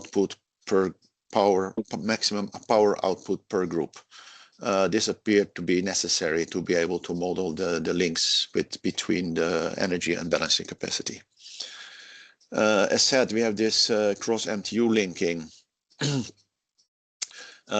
based on a new type of cross-MTU linking. And we also have the cross-product cross-zonal capacity allocation so far for ATC. Then we had some issues with the Baltic system because the Baltic system, in the Baltic system, sharing of reserves is essential, but this is not yet implemented in STAC. So we needed to adjust the demand and now especially both the demand and the supply to make sure that it was possible to clear the markets, because without this sharing of reserve feature, of course the total demand per country became way too large, so we had to make adjustments. And because of that, you might say that the results are not very representative for the Baltics, but it was very useful model to do the testing. We don't think this is a problem for the larger system. We don't think there are principal differences between smaller and bigger areas, but because of this, we only simulate a very small system. We got some issues here that were, let's say, temporarily solved. Next one. Regarding the phase 1 results, at the beginning of phase 1, the linking of MTUs was not available. And as said, to bridge the gap with a new scheduling order group was implemented to the prototype by the end of April, while the expected plan for the phase 1 simulations finalization was the beginning of May. However, we saw recurring unexplained downward curtailment of FRR combined with maximum prices that were initially not easy to explain, and the causes are being scrutinized. In the meantime, we might say they have been scrutinized and I would say concluded. There are strong indications that they are caused by a combination of cost structures, constraints, and the pricing algorithm, which may need some adjustments. I will come a little bit more back to the details in the next slides. So we needed a deep dive into the results and the bid acceptances and market prices to make sure that the model worked correctly, while the results initially seemed counterintuitive. So Ensight has worked on this, and we now think we have a good explanation. The complexities and challenges are in part inherent to the topic, arising from the interactions between energy and balancing capacity products. This made it initially challenging to understand why allocations across products might be optimal, or how specific pricing rules might impact the final results. Next one, please. So the simulation focused on the Baltic area in isolation. Initially, it was they simulated the whole STAC, but only focused on the Baltic area. But it appeared to be easier to analyze the result by just looking at the Baltic area. And we created synthetic BC bids, starting from a set of real thermal and hydro plants in the region. So what we did, from open data, we looked what kind of plants were in the system, and then made theoretical analysis to prepare the bids. However, these plants already are in the market, of course. So we use the historical STAC data. We cannot just add a certain volume of plants that would increase the liquidity unrealistically. So we needed to adapt the historical energy supply to to account for this double counting. So we basically had to remove some of the historical bits. The demand for FRR was obtained from the Baltic Transparency Platform. So when looking at the results, I said we get some unexpected results. And we also had this problem of adapting to the fact that we could not model reserve sharing. So it appeared that the limits that we imposed on the FRR for what each plant is able to deliver might be too conservative. So of course we did not have the data from the market participants, so we had to make some assumptions on what each plant could be able to provide.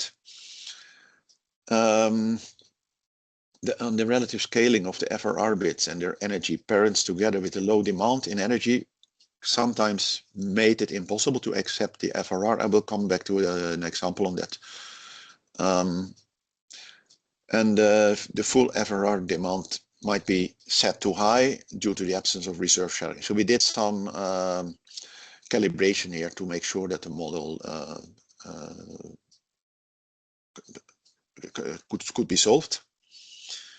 Next one. Yeah, this is a rather detailed example. I don't think the time allows to spend too much time on this, but it shows why this becomes rather problematic in some cases. If we first look to the left, we see a total energy demand of 100 megawatts. Two plants with a minimum load bit of each of 50 megawatts and additional load bits of 8 megawatts. And then we have the AFRR down demand of 10 megawatts and two AFRR bits of 8 megawatts each connected to these additional load bits. So these plants can each, so they have a minimum load of 50 megawatts, then they can provide an additional 8 megawatts of either energy this is down. So of energy, once they have done that, they can also bid 8 megawatt down. But to be able to provide that, they have to provide 8 megawatts more of energy. Of course, the data are quite unrealistic, but to show the principle, the same effect actually recurs in the more realistic data. So we see here that the minimum load bits already cover the demand. So in order to be able to provide the additional AFRR down, they need to provide more energy than the market is willing to take. So basically, it's a problem that cannot be solved. And we have seen similar situations occurring in the Baltic area. Then on the right, there is a little bit more complex example. And also there is something missing in the blocks of energy. I found out that yesterday, but I could not change the slides because in this case, you see there is a total demand of 200 megawatts. But if you add up the total supply, it's actually only 116 megawatts. So there should be an additional generation of cheap generation of 100 or 200 megawatts. The problem here is that in order to provide, so you get a low energy price because of there should be a low energy production bit. You get a low energy price, but then the bits that are necessary to provide the AFRR down are quite expensive. And in the end, it ends up in such a way that it's actually cheaper to curtail the AFR down demand than to increase the energy price to the level that would be necessary to activate those additional units. And this is an effect that this is somehow the explanation of why we got these curtailments in the phase 1 simulations. It is a bit special, and also it's probably worse in a small system with relatively few units. On the other hand, with let's say 40,000 MTUs in the course of a year, this effect will certainly appear somewhere sometimes. So it's actually quite useful that it appeared in an early phase of the R&D, so we can look on how this in general should be handled. Of course, one obvious solution would be to use non-uniform pricing, but that is a big shift for what has been done so far. So further work is ongoing to see how we can solve these problems, even if they probably will not occur so much in reality as they did in the simulation so far. Next slide, please. So the outlook for phase 2. So what the idea is, well, very important to evaluate the performance, the computation time, and the overall compatibility with the co-optimization fit for purpose used in the large-scale simulation parameter. And then validating the results, validate the interpretability of market prices for energy and balancing capacity, impacts on balancing capacity allocation, changes in liquidity, infeasibilities, etc. Impacts on price levels for energy and balancing capacity, quite important. Of course, we cannot, through this simulation, we cannot say anything about the final real price levels. But what we can say is, what we can look at is the links between the energy price levels and the balancing capacity price levels, and to some extent compare the price levels for energy with and without this balancing capacity. Allocation of cross-zonal capacity and the actual exchanges for energy and balancing capacity. Impact of limited liquidity in the balancing capacity market. Impact on leftover capacity for the intraday time frame. Address and discuss the transparency of price information and interpretability of market outcomes. We have already seen in the small-scale simulations that this is sometimes maybe quite challenging to understand what is happening. And evaluate the suitability and flexibility of bid formulation, considering different technological portfolios and market parties. Key takeaway, NEMOs and TSOs deem it important to address the outstanding optimization challenges discovered in phase 1 before launching the full-scale simulation across the entire stack. For NEMOs and TSOs who concluded phase 1 before moving to phase 2 provides the necessary basis for larger geographical scope simulation and meeting all listing objectives. In any case, NEMOs and TSOs cannot rule out facing further challenges in phase 2 and beyond. So very important message here is what we also are doing now to analyze the, let's say, challenging topics in more detail in phase 1 with a simple model before putting everything in the full stack model. Next slide, please. Yeah, so in phase 2, we will create these combined bits. So not only linked bits, but for instance, thermal bits with 3-part bits with multiple startup shutdowns, minimum up and down time, etc. So these thermal bits can be used for assets that are fit for these type of bits. But of course, the market parties are free to use the linked bits instead if they find that more useful for their purpose.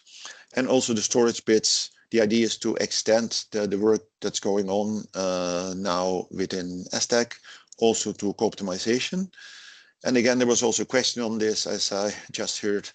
This is an option for the market parties to use if they think this is the best way to give their bid. If not, they can always use linked bids with more flexibility to provide their cost structure. Then looking at cross-product, cross-zonal capacity allocation, also in flow-based. And the qualitative, so the decreasing marginal cost is a very challenging issue. And at first we'll do a better qualitative analysis of how this will impact everything. And also have a discussion with the market parties. Is this necessary or not? And what are the impacts on both computation time and pricing? And then we have this consideration of reserve sharing. This is only expected once the first part of the phase 2 simulations are completed. Key takeaway, NEMOs and TSOs believe that developing prototypes and running simulations in phases allow us to stay focused on critical points, optimize the overall development, and secure initial results with controlled and major changes to the input data and prototypes. Next one. Open points. As said, the functioning prototype is a basis for the further work, meaning that our run results must be well understood and explained. I think that is pretty well in place now. There are design aspects and the interplay of the product that increase complexity. However, it is central to facilitate good cost representation to obtain true optimality. So there is a trade-off here. If you want a very good cost representation, everything becomes very complex, maybe to the level that is not unacceptable, and then maybe you need to have a little bit less optimal cost representation to make sure that it is possible to have a functional model. Here also, feedback from market participants is very important. Further discussions are needed to progress on key features, decreasing marginal cost and storage orders to allow for an accurate cost modeling. Yeah, there is some more explanation of this decreasing costs that we don't need to take in detail right now. Then with respect to storage, currently there is limited options for trading energy in Aztec, and R&D efforts started several years ago. The addition of storage orders for co-optimization is even more challenging due to the need for charging or depletion between balancing energy activations. This will play a key role in the ongoing market evolutions. So the problem here is, if you have offered a storage asset for balancing capacity, it may or may not be activated. If it's activated, you get either an, let's say, unexpected or let's say unplanned charging or discharging, and to be able to continue to act in this market, you will need to counter this charging or discharging, for instance, in the intraday. So this is a significant additional complexity. NEMOs and TSOs recognize the delayed phase 1 finalization and see the need for a realistic assessment of planning, priorities, and expectations. That's what we are working with most of the time, so to say. Next one, please. Yeah, this is the reviewed planning. This is an updated timeline based on the initial prototyping delay and further issues with simulations. In parallel, we're working with the assessment of the algorithm methodology requirements. Yeah, I think actually this is already a bit outdated, and that further delays, especially in the simulations, have to be taken into account. Yeah, so the R2 report, yeah, is expected to be finalized in March 2027. That might work if the simulations can be completed in time. Yes, that's more or less what I have. So thank you for your attention. Thank you very much, Jan. There is one question, I think, in the Slido. Yeah. Sorry, yeah, Gerard.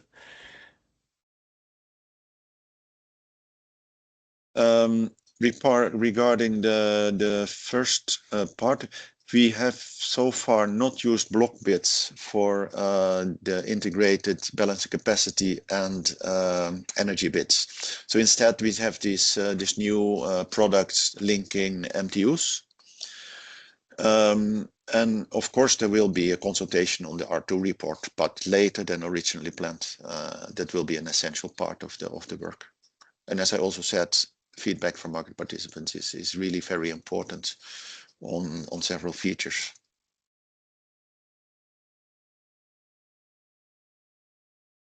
Yeah, so thank you very much, Gerard, for all this very interesting information that you gave us. And now it's the time for the IT infrastructure study, and Jan, the floor is yours. Thank you. Now it's my turn. Yes. Yeah. Okay, so thank you very much for the opportunity. I work as one of the conveners in this ITA task force, as we call it. It's not an Italian task force, but an IT assessment task force. And this is the first time we speak to you market participants about this, because it's a very new thing. It's perhaps more of a strategic R&D topic. So I will now give you a little bit of introduction to background, what we are doing, and timeline, so you can know when to expect something to happen as well. Perhaps some of you are new as well, so a little bit of background to where we are is also useful in any case. If you look at what we have done in market coupling, we have day-ahead coupling. It was actually introduced with something close to the current IT architecture, at least in 2014. Then it covered Northwest Europe and UK in the beginning. Since then, we have had a lot of increments to the market. We have integrated the rest of the EU, the TSOs, the NEMOs, and of course the market participants in the new areas as well.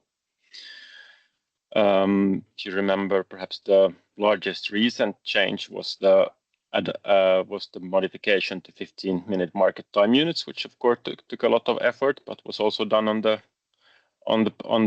let's say incrementally on what we had. We have introduced flow-based in multiple regions, which has also had an impact on both our systems, but also on new market participants. And of course, multiple NEMOs, and not only multiple NEMOs as across Europe, but multiple NEMOs in each bidding zone has also been accompanied for in this architecture. So the market we have delivered the changes, but the underlying day-ahead application architecture has kind of been incrementally updated, and it has been, let's say, region by region or project by project, adding on top of what we started with. If you look on intraday side again, in its current form, it was launched in 2018. Since then, we have had multiple go-live waves. We have also, there have both markets and borders, which have shifted to 50-minute resolution. We don't have flow-based in intraday yet, at least, but that's also something under work. And in intraday coupling, we have also we have launched the intraday auctions, which have tightly, let's say, integrated both the day-ahead and intraday IT architectures together. And of course, if you look at what has happened on the market side, then we have a skyrocketing amount of orders and trades. And of course, that comes partially from, well, if you take it in a correct order, you have increasing intermittency in the power system, and that creates a need for smaller time units, and that means we get a lot of more orders. In any case, also here as you can see, if you look at the whole picture, we have successfully delivered a lot. We have done it on different IT architectures, but we have only incrementally added on where we started, so to say. As such, NEMOs and TSOs decided that we need a cross-market and joint assessment between where NEMOs and TSOs are all participating. We'll start with putting, let's say, in place a more complete picture after all of these implementation projects, so where we actually are today, so the detailed description. We will assess it from some perspectives. I will go through that later. We will also try to gather a list of future functionalities that the future IT architecture could potentially need. And based on this, we will create probably scenarios and then concrete improvements, amendments to the existing IT architecture.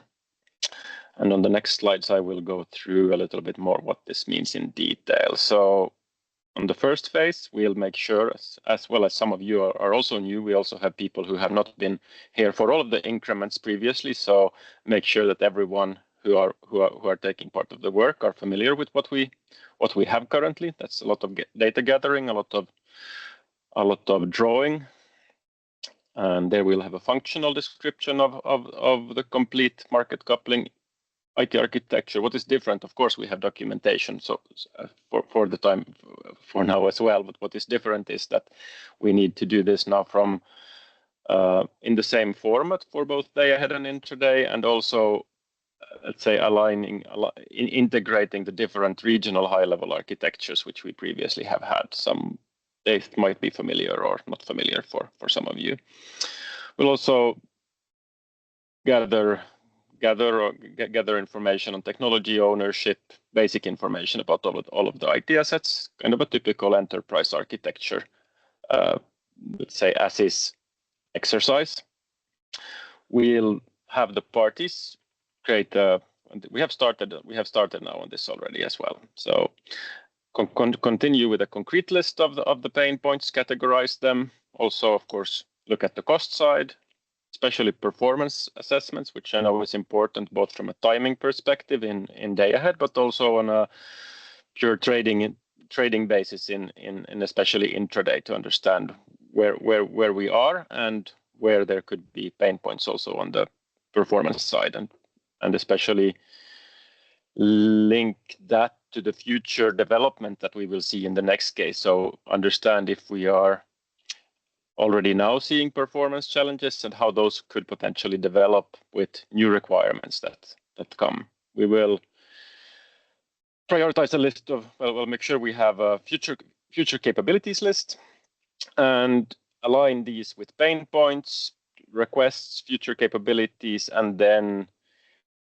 through a scenario or something else propose a IT architecture vision which would be future-proof for the next 10 years is the scope of this. So not looking into the 2050s, but more 2030s, perhaps to the middle of 2030s or end of 2030s.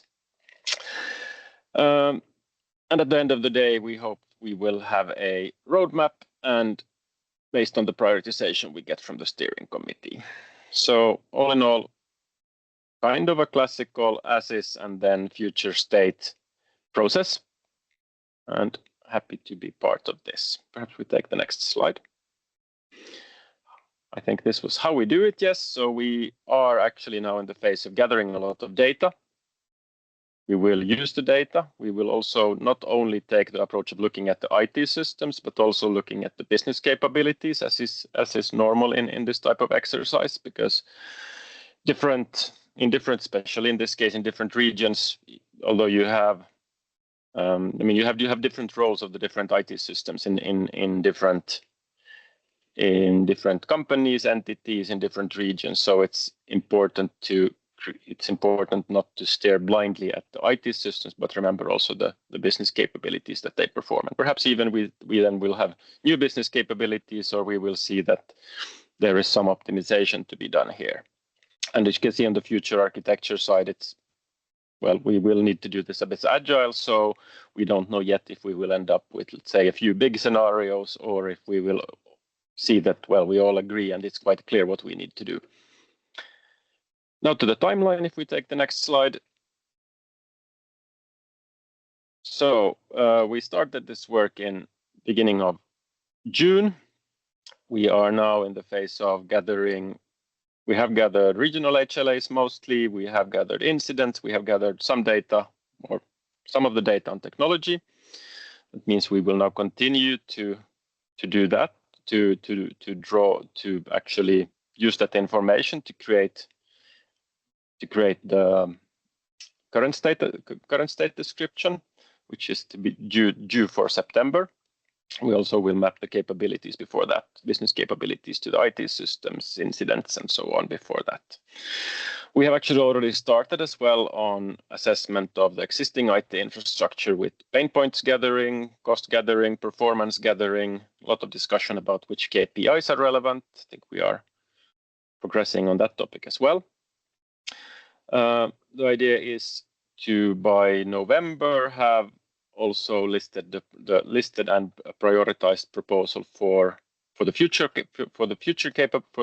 ideas that we need to consider in this IT architecture, and then towards the end of the year, beginning of next year, conclude on a proposal for either one or multiple scenarios to be assessed for the future IT architecture. This is a bit perhaps not directly touching all of the market participants, as you probably integrate via your respective NEMOs, perhaps even TSOs, or TSOs even more in the future if optimization goes live. But it's to provide you with information that yes, we see there is development needed in the background as well, and perhaps good to know that this will happen. And of course, it will when we see where we end up. Of course, we aim to make market coupling as robust, as performant, as functional for your needs as possible. So when we present results along the way, I hope that you will, well, at least be sure that we are progressing on the topic, and perhaps you might even have some questions on this. This was all for me. I don't know if there are any questions. I don't see any questions, Jan, in the Slido. So if you have any questions, you can always ask us via the 3 means that we have already explained. So you can always go through your associations directly via the email, and here in the Slido at any point during the MCCG meeting, you can always make your questions and comments. So we go to the next topic, which is the SDAC SIDC roadmap and key projects. So Andre, I don't know. Yeah, sure. Hello to everyone. Welcome to the call also from my side. Happy to be with you during the summer break or the starting summer break. So I see there's still quite some engagement. So let's dive into the roadmap. What you can see in front of you basically reflects what we just discussed in a comprehensive way. On the one side, we are bound and more focused on extending the technical system capabilities of market coupling, be it in the day-ahead auctions and intraday auctions and or continuous trading. And as you have seen in all topics presented throughout the MCCG today, that system performance and further increase of system performance is needed in order to ensure that market coupling is running smoothly, not only today, tomorrow, but also in the future, particularly in light of the various functions, options, or potential functions in the future we would like to go live with, but also the topological changes that we might see, not just in terms of flow base, but also in adding additional countries in the future. So that's why we put on the top part system updates to which we are working on, which some of them already went live now, also before summer, and further of them will go live in the foreseeable future. So this will be a beacon of all of the planning that we will do and investments that we will do under the market coupling umbrella now and moving forward in the future, and hence it will also be reflected into the budgets moving now. In addition to that, we have multiple R&D streams. One was already presented by Jerry just a few minutes ago on the optimization. We will continue assessments on that, but I suppose you all gathered from his assessment that it's not a straightforward exercise and will gain even more traction, but also won't be easier moving forward. So there will be quite some resources spent, but we will also have further improvement of the continuous trading as well as Euphemia Labs, so that's the day-ahead part, offshore bidding zones and other activities that we are currently working on, and obviously in intraday, the others, and this will be implemented in minute implementation of surveys in the time frame starting intraday options and then continuous trading. So there will be not only a lot of investments in terms of the system capabilities, but also the R&D activities, what algorithms, etc., are able to provide in order to go live with those kind of functionality in future. In terms of go lives as such, or extensions of functionality that we already have in the system, predominantly right now, this M&A, the multi-NEMO agreements, i.e. competition across Europe in the day ahead, in the IDAS, as well as in the continuous trading timeframe. We will see that multiple of those competition exercises will go live by the end of 2026 and then early 27 following, so that you will see that competition is amongst the most thriving in Europe, and we are doing our utmost to ensure that this kind of setting is accommodated in our go-live sequences. What we do different to the past, we will be much more stringent on the go-live window. So a window opens and it closes. You are in a certain window in a certain time, then every project, everybody who's involved needs to come to the table and making sure that they are ready. But that also obviously points back at us as a project, that we are ready with a system that is able to cope with the new challenges coming to us, being the current functionality or future functionality. So this is obviously something that we will go for. Looking a bit ahead, the further assessments of those roadmaps will take place after summer and then leading up to the end of the year, so that we have an even more detailed overview what will happen in 2027 and beyond. Obviously, one go-live window in terms of ENC, so the energy community countries, will not be used in Q1 2027 due to the missing transposition in the countries and the still pending green light from the commissions on any go-live. So this will be taken into consideration, obviously freeing up some time for go-lives within the current topology. But we will obviously accommodate those kinds of future expansions in the future in relevant windows, predominantly in Q1 2029 for SDAC and Q4 20. This IDC in light of this already communicated 18-month preparation time that the projects need, but also we as a project to accommodate newcomers into a rather complex organization, but also way of working. In 2027, obviously, the key project for TSOs will be the go-live for the extension of flow-based from core to the CE region, including the northern Italian borders. So this will be a primary focus, not just on the CCRs, the Pacific Regulation region, but also us as a project accommodating this kind of additional projects appropriately in the system, and then also in the project, how we run it. 30 minutes has already gone. Details with multiple go-lives in Q1 7. So hereby I would then close and hand over into either David or Lara on the flow-based.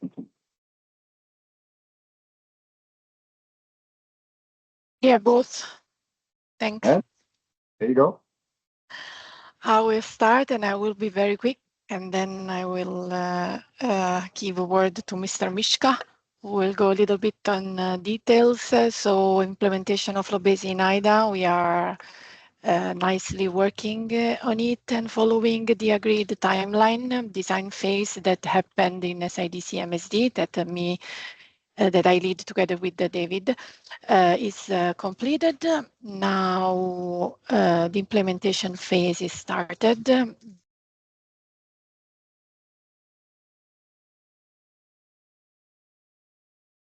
The commitment of going live by end of 2027, some parallel testing will be foreseen between the already planned 5.1 and the release 6.0, which is indeed the release that will contain the changes that are functional to allow to facilitate the go live of flow-based in IDA. And now I can give the word to my colleague David. Thank you, Lara. And yeah, I hope that at least part of the participants are back. And let's go to the next slide, dealing with R&D in SIDC. Yes, so obviously there was the information about the implementation of flow-based to the IDAs. And in parallel, we continue the R&D work regarding implementing flow-based to continuous trading. We have presented already in the last MCCG that we have in principle 2 work streams we are working on. One is solver-based approach, where all the topology data, so meaning RAMs, PTDFs, ATCs, all the constraints are used directly by solver in the coupling stage as well. The capacity calculation, of course, is working with the flow-based data. The other work stream, dynamic ATC recalculation, is going in slightly different way, and there the coupling stage would work further with ATCs as today, and the ATC inputs would be produced by a separate pre-processing process, which would be doing repetitive ATC extraction, being usually part of the allocation stage. And in this way, of course, part of the processes can be preserved, making it potentially slightly easier for implementation. So regarding status of these two approaches, maybe let's start with the dynamic ATC recalculation, although it's listed as second. There we prepared in principle the corresponding change request. We shared it with IT provider. We have already first discussions and exchanges with IT provider on this. So we expect that here the analysis to be to continue during the summer, but in principle in autumn of this year, this let's say technical discussion also with the IT provider is expected to be completed, and we can have good visibility on to which release this solution can be included. On the other hand, with solver-based approach, there the process, the R&D process is much more complicated. So there we are working with the prototype, which was developed with support of external provider. This prototype is standalone. So when this prototype, or when with this prototype, we will reach, let's say, sufficiently good results, we would move to another R&D stage, which would be in principle including development of minimum viable product with XBit, which would be simulating the same what we created already in the prototype or a bit more extended. So you can imagine that this is much more complex process. And now talking purely about the standalone prototype, what we managed to do, we split here also the work into several phases. So we started with the active passive matching. So that's the situation when order is coming into the order book and is tried to be matched against the other orders which are already in the order book. There the results were showing that the matching process is more time consuming than with ATC current matching, but that's something what was in principle expected. So no surprise. And we reached there sufficient, let's say, level where we said, okay, for the current phase of the R&D, although it's slower than the ATC matching, it's reaching kind of reasonable level from our perspective. So we moved to the other stage where we are checking the passive order matching. That's the situation where, for example, TSOs publish updated NTC. So there is released capacity which allows to match some orders which are already in the order book. The same situation may occur not only when the TSO publish updated NTC, but the same situation would occur also when some capacities are relaxed by other matches. Such situation is, I would say, not so common in case of the ATC, but with flow-based, such situation may occur quite frequently or theoretically after each allocation, in fact. And there we have again two approaches for the passive order matching. One is focusing to prioritization of the continuous nature of the matching. So a lot tied to the current, let's say, standards. And alternative approach is to allow some advanced matching, let's say, approaches such as multi-order matching. You know, today, in principle, each match means you have one cell, one by order, which need to fit from price and so on. But this multi-order matching would allow to match, let's say, more orders in one go.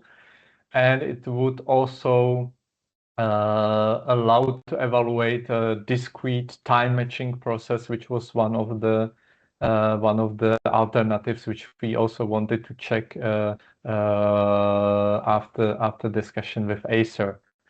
So for the first approach, which is focused to continuous nature of the matching, there the prototype is prepared and activity is in principle completed. We reached a kind of maximum in the current stage from shortening the matching time. Regarding the alternative approach, we are also near to be done. What are the next steps in this R&D phase?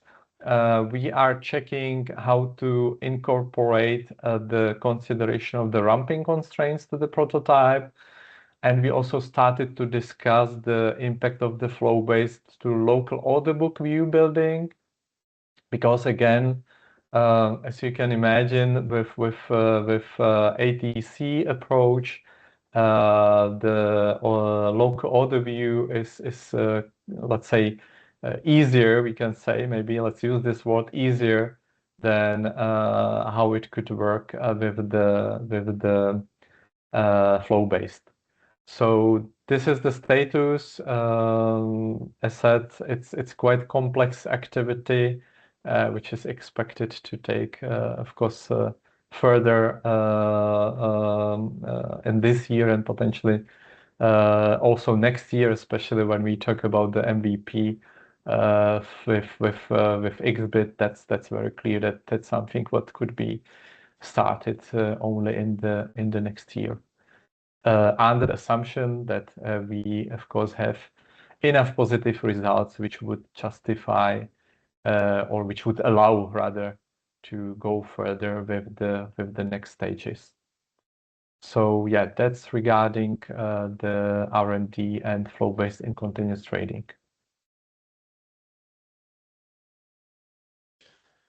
Okay, so let's say we have some answers, some questions regarding this topic. We have one from Mr. Michel. So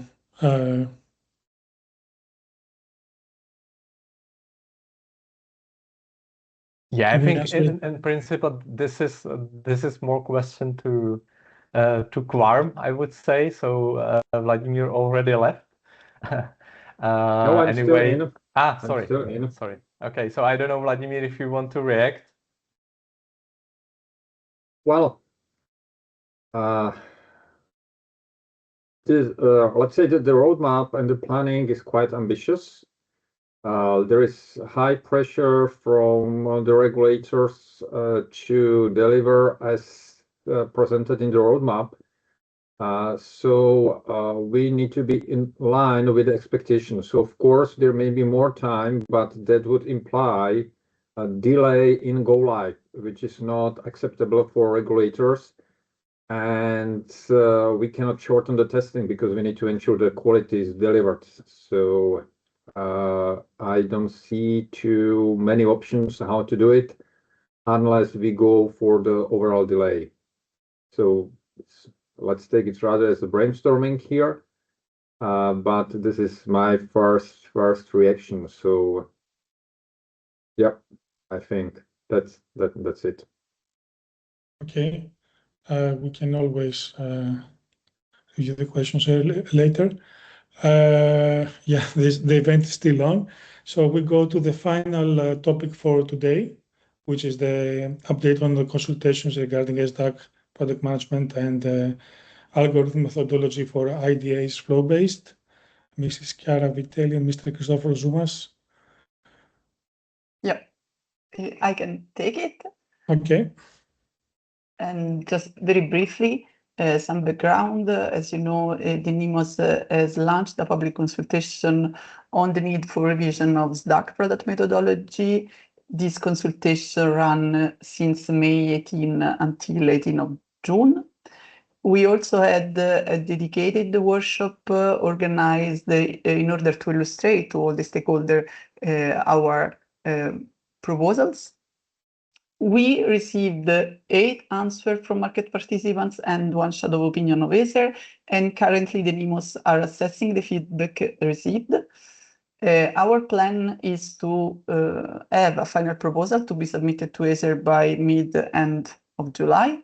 And of course, the outcomes of the public consultation will be published on the NIMO committee website. This is the process regarding the SDAC product methodology update. We have also had another consultation, which is the following slide. And this consultation was made jointly with TSOs. This consultation regards the algorithm methodology and in particular a minimum set of adjustment in the timings of the IDAS in order to include the flow-based allocation method in the IDAS. Also in this case, the public consultation was run between May and June. It ended the 12th of June. And on the 2nd of June, we had a dedicated workshop in order to illustrate the amendment proposal to the stakeholder. In this case, we received 1 answer from market participants and 1 shadow opinion from ACER, and currently NIMOS and TSOs are assessing the feedbacks and are working on possible improvement based on the feedback received. Also in this case, our plan is to have a final proposal by mid-end of July to be submitted to ACER, and also in this case, the outcome of the public consultation will be published on the NIMO committee website. I do not know if we have any question or comments. Cannot see anything. Seems so not. Okay. No. So Thank you. this brings us to the end of this MCCG webinar. Thank you very much for participating and for following these, I think, interesting discussions. So feel free to contact us, and we will see you in the next MCCG meetings, and the Q&A will be available in the NIMO committee and HOE websites within the next days. And the next meeting will be scheduled in the Q4 of 2026. Dates and agenda will always be provided to you upfront. So thank you again for watching and for being here, and we look forward to seeing you in the next MCCG webinar. Thank you very much.